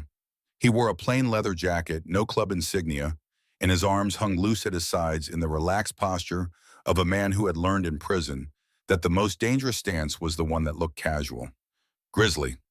Vernon's voice was a dry rasp damaged by years of prison air and cheap cigarettes. Heard you went soft. Cole set down the wrench slowly. He kept his hands visible, the way you do with a rattlesnake. What do you want, Vernon? Heard you got yourself a little girl. Playing daddy. Vernon stepped into the garage, his boots quiet on the concrete. His eyes moved across the tools, the workbench, the motorcycles in various stages of repair, cataloging everything the way a predator surveys terrain. Must be nice, starting fresh, clean slate, while some of us spent 12 years in a concrete box because of you. You were poisoning kids, Vernon. Meth in high schools. A 17-year-old boy died in a parking lot. Cole kept his voice level, but his hands were beginning to close. I'd do it again. Vernon's smile widened, and it was the same smile Cole remembered from the old days, the smile that meant someone was about to get hurt. And I'd make the call again. That social worker has your whole file now, every arrest, every charge, every night you spent in lockup, the photos from the Billings incident, the testimony from the Great Falls trial. How long you think they'll let a man like you keep a child? Cole felt the old fury surge upward, a familiar heat that started in his gut and rose through his chest like a furnace door thrown open. His fist clenched, his vision narrowed to a tunnel with Vernon's face at the end of it. 20 years ago, this confrontation would have ended with someone bleeding on the concrete floor, and it would not have been Cole. But then through the garage's side window, he caught a glimpse of something. Rosie standing in the yard beside the truck, her stuffed bunny in one hand watching him with those wide brown eyes. The fury did not disappear. It was still there, roaring in his chest, demanding release. But something else was there too. Something stronger. Something that Rosie had planted in him during those first nights in the cabin when she had taken his hand and called him Papa Bear and looked at him like he was the safest place in the world. Cole unclenched his fists. He took a breath. He let it out. "You do what you need to do, Vernon," he said, his voice steady. "I'm done fighting you." Vernon stared at him for a long moment, as if trying to find the trick, as if searching for the version of Cole he remembered, the one who would have already thrown the first punch. Then he turned and walked away, his boots crunching on the gravel, leaving behind the bitter smell of old rage and new disappointment. Cole watched him go, then looked at his hands. Open, relaxed, steady. For the first time, he had chosen differently. The DNA results came 3 days later in a plain white envelope from the medical lab. Cole opened it alone in the kitchen after Rosie had gone to bed. The legal language was clinical and precise, stripped of all emotion, as if the question of whether a man was a father could be reduced to numbers and percentages and molecular evidence. Probability of paternity, 99.98%. Cole set the paper down on the table and sat very still. The kitchen clock ticked. The wind moved through the pines outside the window. Somewhere in the distance, a coyote called out across the valley, and another answered. He was her father. He had known it in his bones since the moment she appeared on his doorstep, her pink coat soaked with snow, her voice small and certain in the darkness. But seeing it written in black ink on white paper made it real in a way that bypassed his heart and went straight to his spine. He was Rosie's father, and now he had the proof to fight for her. Pastor Mabel organized the community meeting at the town hall 3 days before the court hearing.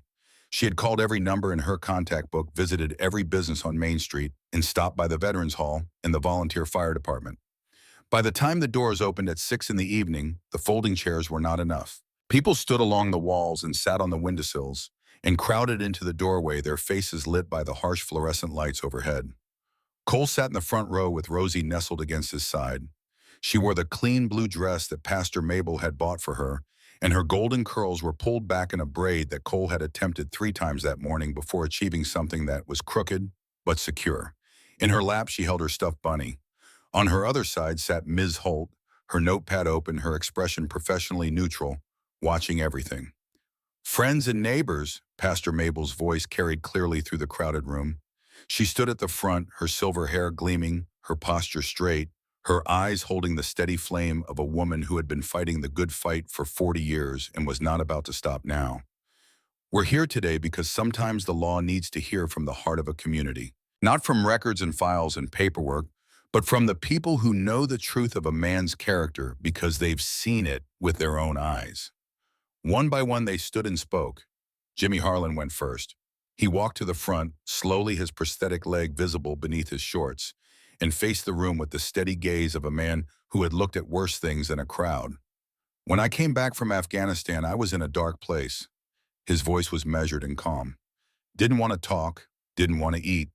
The only thing that kept me going was my bike, and when it broke down, I sat in my apartment for 3 days staring at the wall. Cole Brannon heard about it through a buddy of mine. He showed up at my door with a toolbox and a pot of coffee. Spent 2 weeks in my garage rebuilding that engine. Never asked for a dime. Only thing he asked was that I start coming to the veterans support group at the church." Jimmy paused, and when he continued, his voice was thicker. "I've been going every Tuesday for 3 years. That man saved my life with a motorcycle engine and a cup of coffee."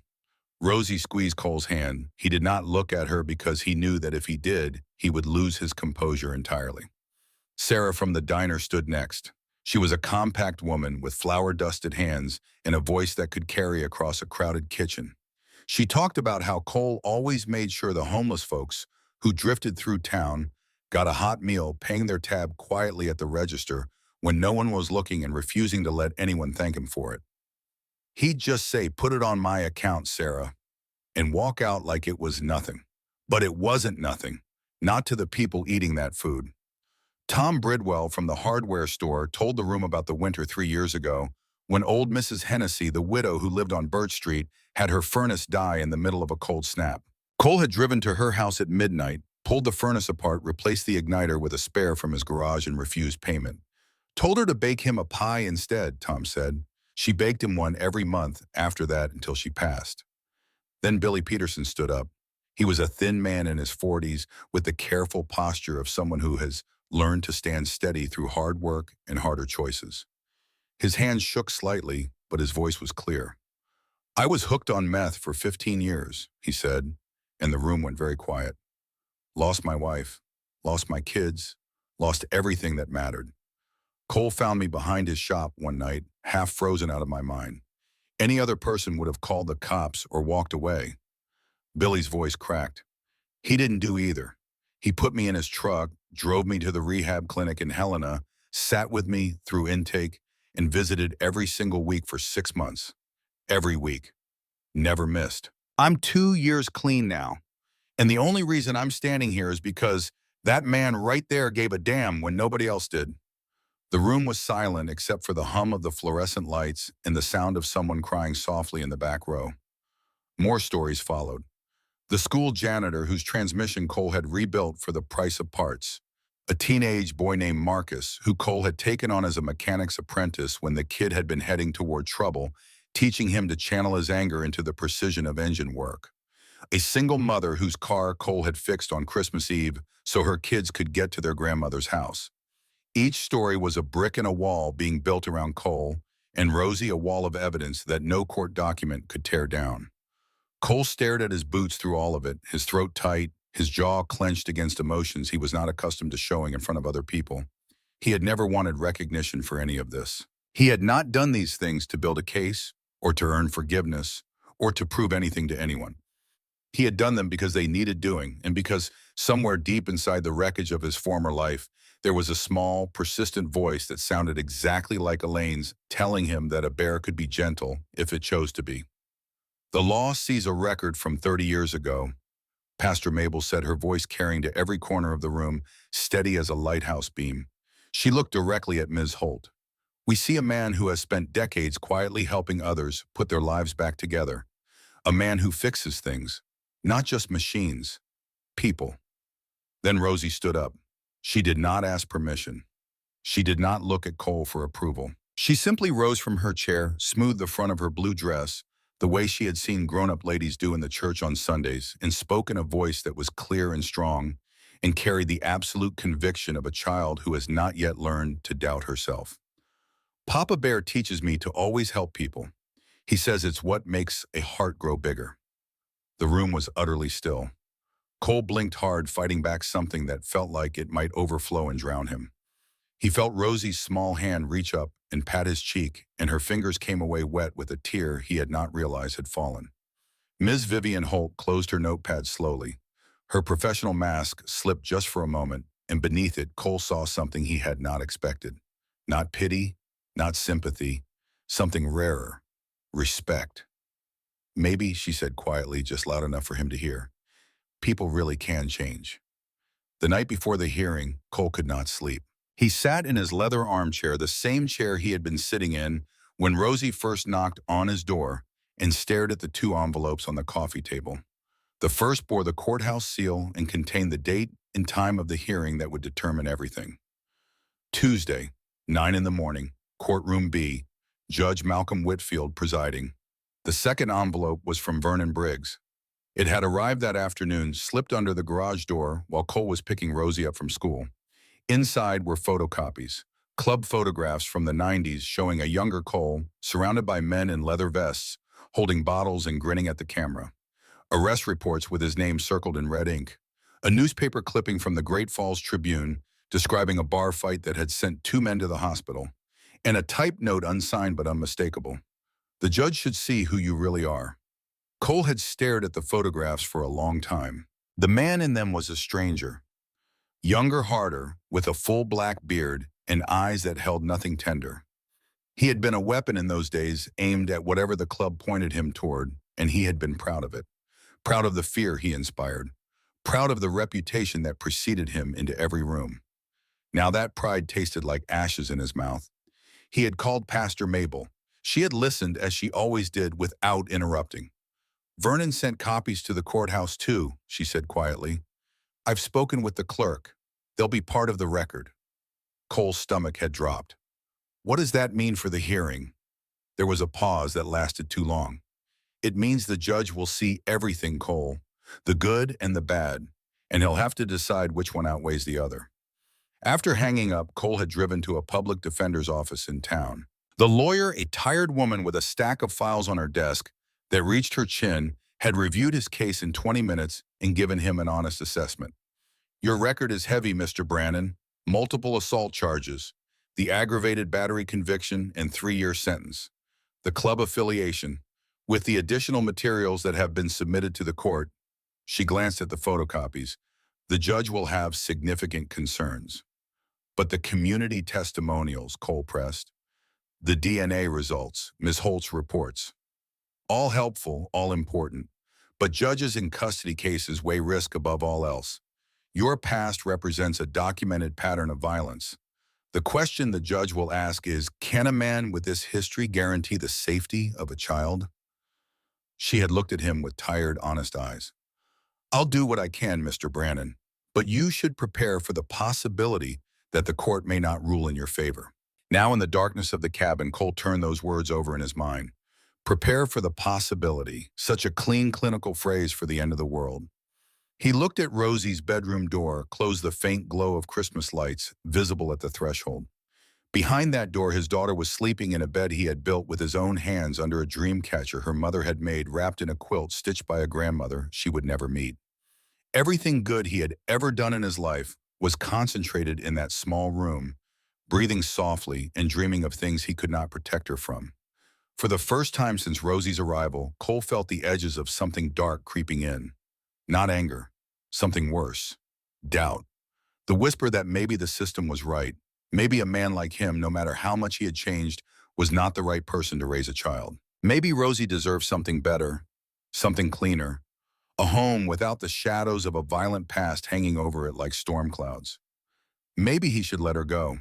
The thought was so painful it took his breath away. But it sat there in his chest, heavy and immovable, and the more he tried to push it aside, the heavier it became. He imagined Rosie in a different home, a clean suburban house with a white fence and a swing set in the yard, a couple with steady bodies and no criminal records, and no enemies lurking in the shadows. People who had never punched a wall, or spent a night in a cell, or woken up in a cold sweat from dreams about the things they had done in a previous life. People who were better than him. He stood and walked to the kitchen. The counter was clean now. No bottles, no takeout containers. A fruit bowl sat where the whiskey collection used to be, and a child's drawing of a bear and a girl was taped to the refrigerator door. He had changed this kitchen the way he had changed himself, piece by piece, day by day, replacing old habits with new ones until the space was almost unrecognizable. But the old Cole was still in there. He had felt it in the garage when Vernon appeared. He had felt it when his fist hit the wall. The violence was not gone. It was sleeping the way a fire sleeps under ashes, waiting for a wind strong enough to wake it. What if Vernon was right? What if the photographs and arrest reports were more truthful than the community testimonials? What if the man in those old pictures, the one with the dead eyes and the bloody knuckles, was the real Cole Brannon, and the man standing in this clean kitchen was just a costume he wore to fool the world? He sat at the kitchen table and put his head in his hands. He reached for the drawer where he kept Elaine's letters. There was one he had not yet opened, the last one marked simply for the night before. Elaine had known this moment would come. She had planned for it the way she had planned for everything, with the careful foresight of a woman who understood that dying was not the hard part. The hard part was making sure the people you left behind had what they needed to survive. Cole opened the envelope with shaking hands. My dearest Cole, the letter began, if you're reading this, then tomorrow is the day. The day a stranger in a black robe gets to decide whether you're worthy of our daughter. I know you're scared. I know you're sitting in that old chair of yours, probably alone, probably in the dark, thinking about all the reasons you should give up. I know because I know you. I've always known you better than you know yourself. Don't you dare give up. Don't let fear win. Not now, not when she needs you most. She needs the man I always knew you could be. Not a perfect man, not a man without scars or mistakes or a past that keeps him up at night. Just a man who shows up, a man who tries, A man who loves his daughter enough to walk into a courtroom and say, "I'm here and I'm not leaving." You were always that man, Cole, even when you didn't believe it, even when the whole world told you otherwise. I believed it. I still do. Be brave, my bear. Be brave for her. All my love across all the distance, Elaine. Cole pressed the letter to his chest and closed his eyes. The cabin was silent around him.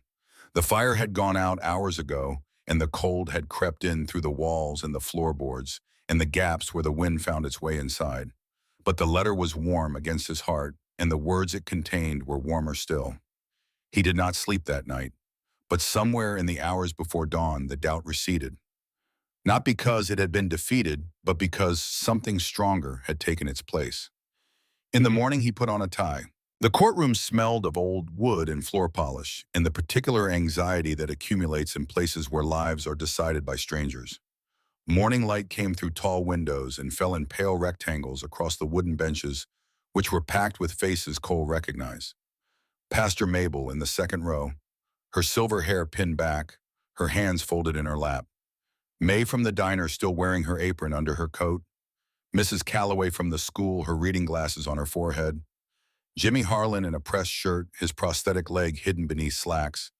Billy Peterson, clean-shaven and sober, sitting straight. And in the back, nearly invisible, a group of men in clean leather jackets. Bear and the old riding crew scrubbed and pressed and looking more uncomfortable in their good clothes than they had ever looked in a fight. Rosie sat between Ms. Holt and Pastor Mabel in the front row, her tiny feet dangling above the floor in a new blue dress and white shoes. She gave Cole a small wave when she saw him, and he managed a smile that cost him everything he had. Judge Malcolm Whitfield entered through a side door and took a seat behind the bench. He was a tall man in his 60s with a face carved from granite and wire-rimmed glasses that sat on a nose that had been broken at least once. His expression gave nothing away. He surveyed the packed courtroom with the detached interest of a man who had seen it all and was no longer surprised by anything. In the matter of guardianship for Rosie Elaine Prescott, he began, his voice carrying the flat authority of a man who was accustomed to being the final word. This court will hear testimony and evidence before rendering its decision. Mr. Brannon, you may address the court. Cole stood slowly. His legs felt like they belonged to someone else, and the tie around his neck felt like a noose. The courtroom stretched before him, all wood and silence and the weight of expectation. He could feel the eyes of every person in the room on his back, and he knew that some of them were watching with hope and others with doubt, and all of them with the understanding that the next few minutes would decide everything. He looked at Rosie sitting small and still in her blue dress, her stuffed bunny in her lap, her golden curls catching the light from the tall windows. She looked back at him with those eyes that had never contained a single ounce of doubt, and he found his courage where he always found it now. In her. Your Honor, I'm not good at fancy words. His voice came out rough but steady, the voice of a man who has decided to stop pretending and start telling the truth no matter what it costs. 25 years ago, I made the biggest mistake of my life. I chose a lifestyle over love. I walked away from Elaine Prescott, Rosie's mother, because I was too proud, too stubborn, and too scared to change. He paused. The courtroom was so quiet he could hear the ceiling fan turning above the judge's bench, its blades cutting slow circles through the heavy air. I'm not going to stand here and tell you I was a good man back then, because I wasn't. I hurt people. I broke the law. I spent 3 years in prison because I made choices that no decent person would make. And when I got out, instead of making things right, I ran. I hid on a mountain and drank whiskey and fixed motorcycles and told myself that being alone was the same as being at peace. His voice faltered, and he gripped the edge of the table to steady himself.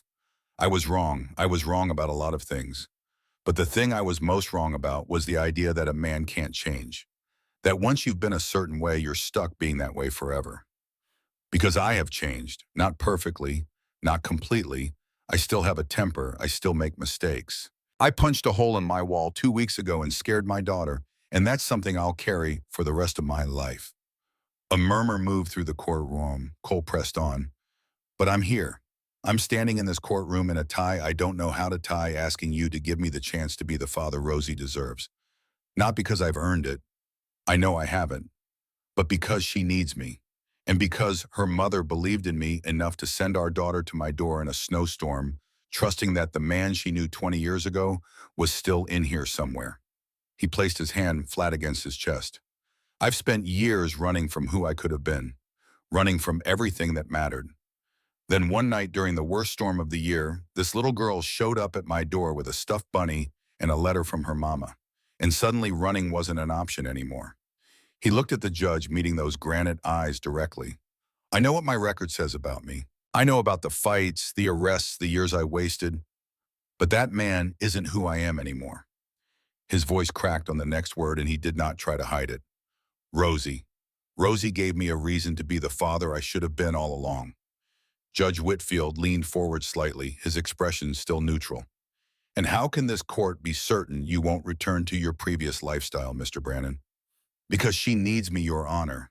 And for the first time in my life, I'm needed for something good. Cole gestured to the packed courtroom. These people, they've seen how we are together. They've watched me change. I sold my old bikes, moved closer to town, got my business license updated. I learned to make school lunches and braid hair. A few chuckles rippled through the audience. Not well, Cole admitted, but I learned.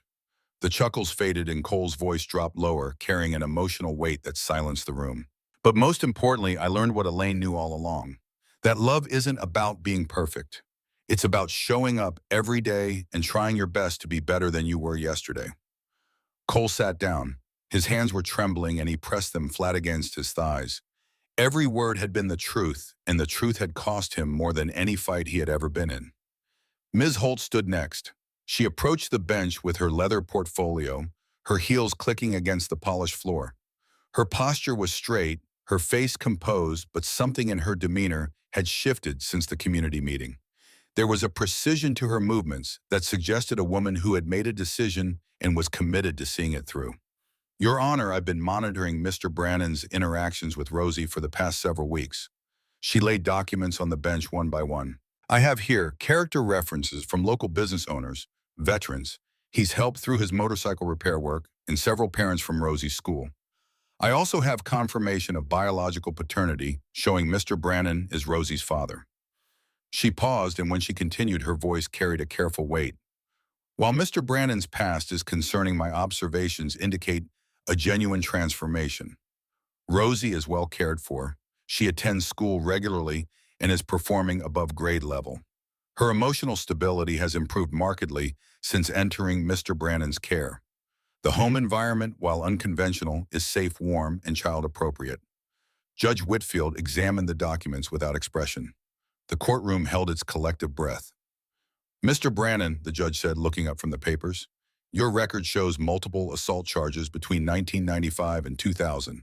You served 3 years for aggravated battery, and you were the president of the local Hells Angels chapter for 5 years. That's correct, sir. Cole's voice was barely above a whisper. How can this court be assured that your violent past won't put this child at risk, that your former associates won't come calling? I left that life behind, Your Honor, completely. I haven't had contact with. Papa Bear would never hurt anybody. The voice was small and clear and came from a place no one was expecting. Rosie had slipped off her seat and darted past the wooden barrier before anyone could stop her. She ran straight to the judge's bench, her golden curls bouncing with each step, her blue dress swishing around her knees, her stuffed bunny clutched in one hand. Pastor Mabel half rose from her seat, but stopped when Judge Whitfield held up his hand. Young lady, the judge began, peering down at her over his glasses. But Rosie was not finished. She was not even close to finished. He makes me pancakes every morning, she declared, her chin tilted up, her voice carrying to every corner of the silent courtroom. Even though they're kind of burned sometimes. He reads me stories and does all the voices. He checks under my bed for monsters every single night. He braided my hair for picture day, and even though it was messy, he tried really hard. She took a breath, her lower lip trembled, but she held it steady. And when I'm scared at night, he sits in the chair by my bed until I fall asleep, just like Mommy used to do. He doesn't leave until he's sure I'm okay. He never leaves. The courtroom was so quiet that Cole could hear his own heartbeat in his ears. Papa Bear is the safest place in the whole world. Rosie's voice wavered, but she did not stop. Mommy said in her letters that he had a good heart. She was right. She was always right about him. She took another breath, standing as tall as her 5-year-old frame would allow, and spoke with a certainty that no adult in the room could match. If I can't live with Daddy Grizzly, I don't want to live anywhere. The silence that followed was absolute. Cole sat frozen in his chair, tears streaming openly down his weathered face, making no effort to hide them. Pastor Mabel had both hands pressed over her mouth, her shoulders shaking. Miss Holt looked away discreetly, wiping beneath her glasses. Even Bear in the back row had his massive head bowed, his shoulders rigid. Judge Whitfield removed his glasses and rubbed the bridge of his nose. He studied the little girl standing before him with an expression that had shifted from granite to something more human. Then he looked at Cole, and their eyes held for a long moment. I believe we need a brief recess to consider all aspects of this case. He tapped his gavel once the sound sharp as a pistol shot. Court will resume in 15 minutes. The assembled crowd remained seated, hardly daring to breathe as the judge rose and disappeared through the side door. Rosie ran back to Cole, who scooped her up and held her against his chest, pressing his face into her golden curls. I'm sorry I yelled in court, she whispered against his ear. Shh, baby girl, he murmured, his voice destroyed. You did just fine. The 15 minutes were the longest of Cole's life. He sat with Rosie on his lap, her small weight against his chest, and watched the clock on the wall count away, seconds that felt like years. Pastor Mabel held his hand. Miss Holt reviewed her notes. The courtroom hummed with whispered conversations that stopped the instant the bailiff's voice cut through the air. All rise! Everyone stood. The rustle of clothing and the scrape of chairs filled the room, then fell silent as Judge Whitfield returned to his bench. He settled into his chair and arranged his papers with maddening deliberation, as if the lives hanging in the balance were just another stack of documents to be organized. Rosie found Cole's hand and held it tight. Be seated, Judge Whitfield commanded. Cole lowered himself into his chair, his body rigid, his breathing shallow. In the matter of guardianship for Rosie Elaine Prescott. The judge's voice was measured and deliberate, each word placed with the precision of a mason laying stone. This court has carefully considered all evidence presented, including character testimonies, Ms. Holt's assessments, the DNA confirmation of paternity, and the materials submitted regarding Mr. Brannon's criminal history. He paused and removed his glasses, looking directly at Cole with eyes that had judged 1,000 cases and forgotten none of them. Mr. Brannon, your past is troubling. This court cannot simply ignore a history of violence and criminal behavior. The words landed in Cole's stomach like cold iron. He felt Rosie's grip tighten on his hand. However, the entire courtroom leaned forward on that single word. The law also recognizes the capacity for rehabilitation and change. The substantial evidence of your transformation over the past decades is compelling. The testimonies from community members speak to a pattern of service and generosity that cannot be fabricated or faked. Judge Whitfield glanced at Rosie with eyes that had softened perceptibly. And most importantly, the obvious bond you have formed with your daughter cannot be dismissed, nor can the clear and documented wishes of her late mother. He picked up his gavel, and Cole felt the world tilt on its axis, felt everything he had ever been and everything he might become balanced on the edge of a single moment. Taking all factors into consideration, including the express wishes of the child and the written intent of her deceased mother, this court hereby grants permanent guardianship of Rosie Elaine Prescott to Cole Brannon, effective immediately. The crack of the gavel was swallowed by the sound that erupted from the courtroom. Pastor Mabel burst into tears and pulled Cole and Rosie into a fierce embrace. May from the diner let out a whoop that echoed off the wooden walls. The veterans in the back row stood and clapped. Ms. Holt smiled broadly, openly, the professional mask gone at last, and wiped tears from both cheeks without embarrassment. Papa Bear! Rosie's voice broke through the commotion like sunlight through cloud. Papa Bear, did you hear? We can stay together forever. Cole could not speak. His throat had closed completely, and his eyes were so blurred with tears that the courtroom had become a watercolor of light and shadow and moving faces. He dropped to his knees right there in the aisle, not caring who saw the fearsome ex-biker break down completely, and Rosie threw her arms around his neck. We did it, Daddy. She whispered, her voice full of love and triumph and the unshakable faith of a child who had never doubted the outcome. We did it. Cole held her, He held her with both arms and all of his strength and everything in him that had ever been good or wanted to be good or believed that good was still possible for a man who had spent half his life in the dark. He held her the way a man holds the thing that saved him. Around them, the courtroom had dissolved into a celebration. People were hugging and crying and shaking hands. Billy Peterson gripped Jimmy Harlan's shoulder and said something that made the veteran laugh through his tears. Sarah from the diner had her arms around Mrs. Calloway. May was blowing her nose into a napkin with the force of a foghorn. Bear and the old riding crew stood in a loose circle in the back, their eyes red, their handshakes firm, their silence more eloquent than any words. Ms. Holt approached Cole and Rosie as the crowd began to thin. She held out her hand, and when Cole took it, her grip was warm and steady. Mr. Brannon, her voice carried none of the clipped professionalism he had come to expect. For what it's worth, this is the outcome I was hoping for. Cole stared at her. You were, from the moment she called you a Papa Bear. A smile crossed Ms. Holt's face, brief but genuine. That's not a name a frightened child gives to a dangerous man. That's a name a child gives to someone who makes the world feel safe. She reached into her portfolio and produced a business card. My personal number, if you ever need anything, anything at all. Cole took the card and looked at it. The same card that had once represented the greatest threat to his new life now felt like a lifeline. Thank you, he said, for being fair. That's my job, Mr. Brannon. She glanced at Rosie, who was being lifted onto Bear's massive shoulders across the room, her laughter ringing off the courtroom walls. But every now and then, the job gives back more than it takes. Pastor Mabel was the last to leave. She stood with Cole in the empty courtroom, the afternoon light streaming through the tall windows, dust motes floating in the golden beams like tiny weightless witnesses to what had just occurred. Elaine would be proud, she said softly, of Rosie, of both of you.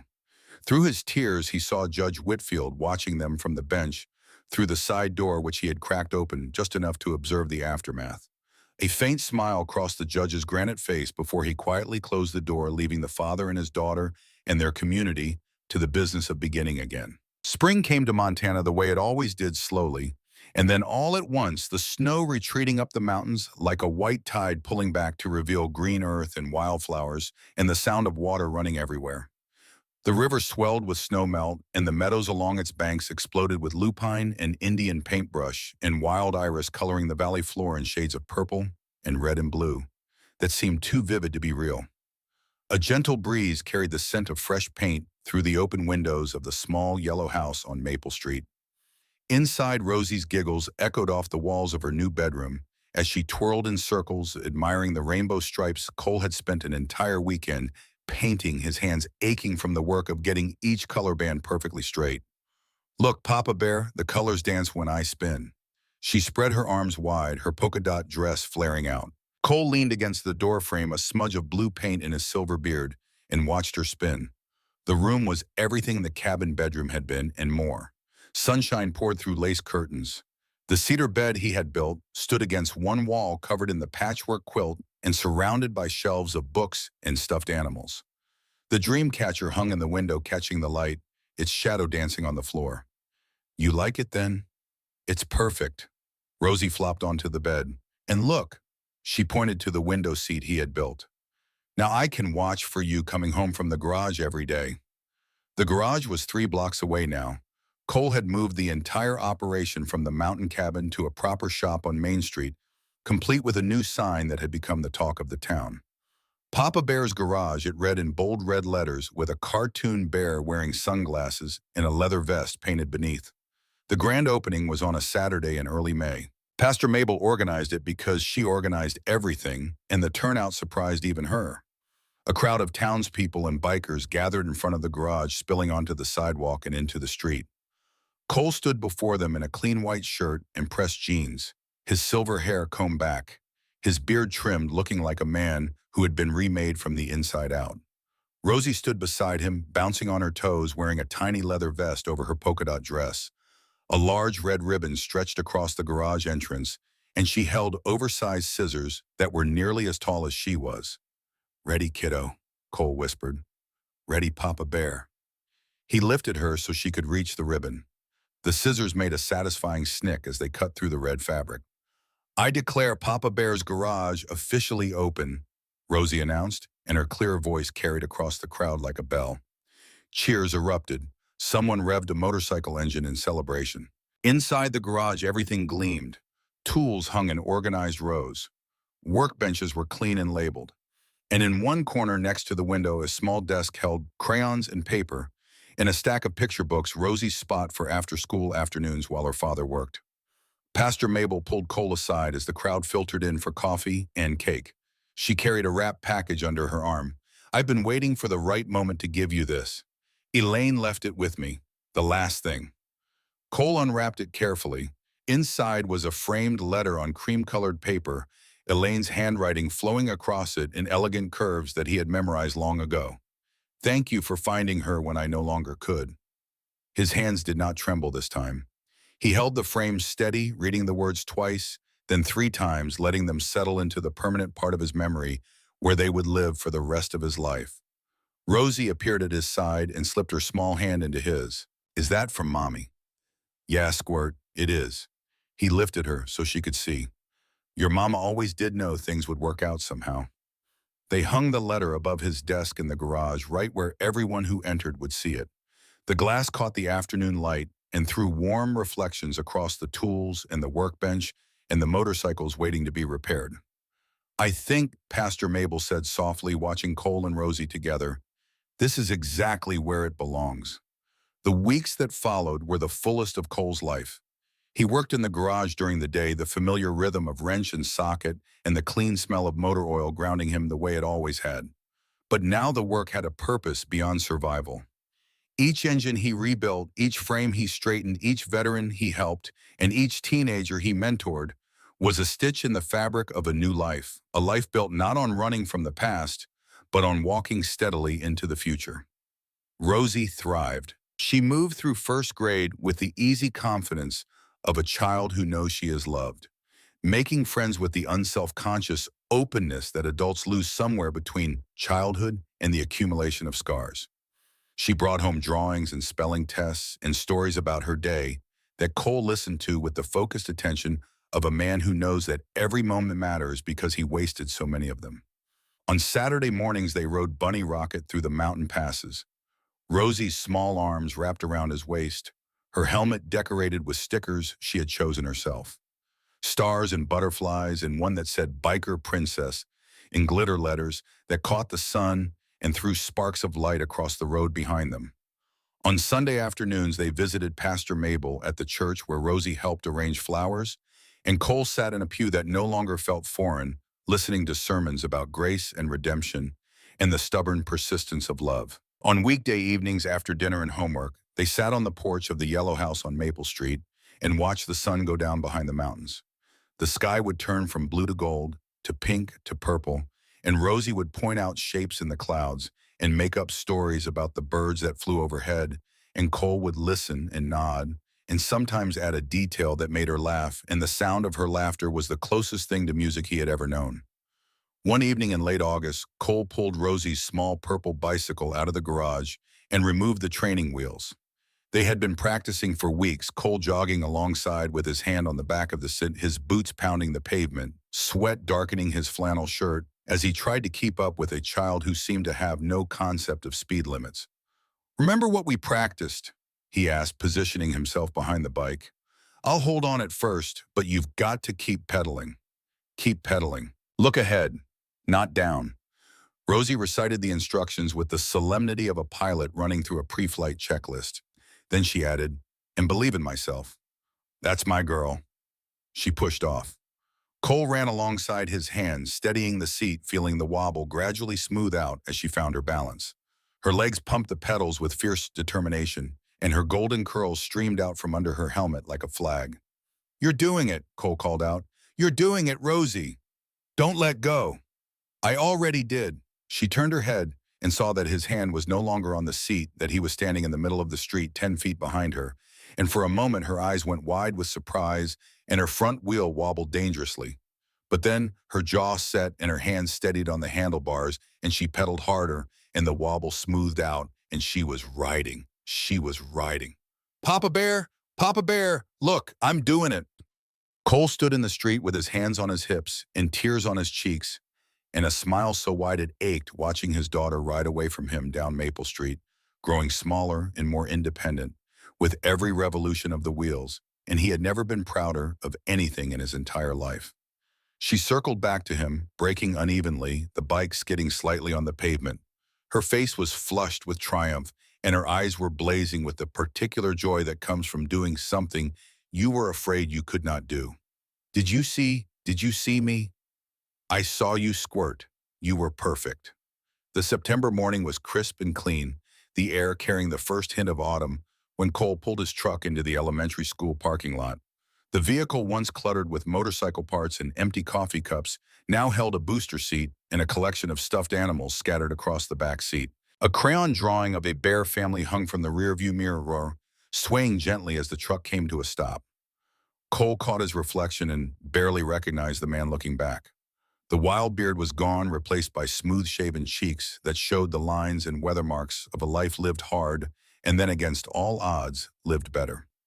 The leather jacket had been traded for a soft blue flannel. His hair was neatly trimmed silver at the temples, shorter than he had worn it in 30 years. Only the tattoos remained from his former life, faded ink on weathered hands that had once broken bones and now braided hair and packed school lunches and held a little girl while she cried about a scraped knee. He was not ashamed of those tattoos anymore. They were a map of the road that had brought him here, and the road had been worth traveling, even the parts that led through darkness, especially those parts. Because without the darkness, he would never have understood what the light was worth. Ready for another day, Squirt, Rosie beamed at him from the passenger seat, her golden curls bouncing as she nodded with her whole body, the way children do when they are so full of enthusiasm that a simple head movement is not enough to contain it. Ready, Papa Bear? Her front tooth was still missing, leaving a gap in her smile that she wore like a badge of honor. She had lost it the previous week during a particularly vigorous session of jumping on her bed, and the tooth fairy, who bore a strong resemblance to a retired biker with paint in his beard, had left a shiny silver dollar under her pillow. Her pink backpack was covered in unicorn stickers, and the name tag stitched to the strap read Rosie Brannon. Cole had ordered it custom from a shop in town, and when Rosie saw her new name printed in careful letters on the laminated card, she had stared at it for a full minute without speaking, her small fingers tracing the letters over and over, and then she had looked up at him with eyes that held the entire universe and said, "Now it's real." They walked through the school gate together, Rosie's hand in his, and other parents waved as they passed. The mother, who had once whispered behind her hand, now stopped to ask Cole about her minivan's transmission. The father, who had steered his son away from them on that first day, now nodded and asked if Rosie could come over for a play date on Saturday. Nobody whispered anymore. Nobody stared. They just saw another dad dropping off his little girl. Just another father who loved his child and showed it in the simple daily act of being there. Mrs. Calloway met them at the classroom door. "Good morning, Mr. Brannon. Rosie, we're starting our family tree projects today." Rosie squeezed Cole's hand excitedly. "Can I put Mommy's picture in it, the one from your wallet?" "Of course you can, Princess." Cole knelt down and unzipped the backpack, checking that she had everything. Lunchbox, homework folder, and the small framed photograph of Elaine that he had carried since the day Rosie first arrived. "This goes back in the backpack as soon as you're done." "Promise, Vanessa." Rosie tucked the photo into her folder with both hands, handling it with the reverence of a museum curator. The bell rang and children streamed through the entrance in a river of backpacks and laughter and first-day energy. Rosie shouldered her backpack and started to follow them. Then she stopped, turned and ran back.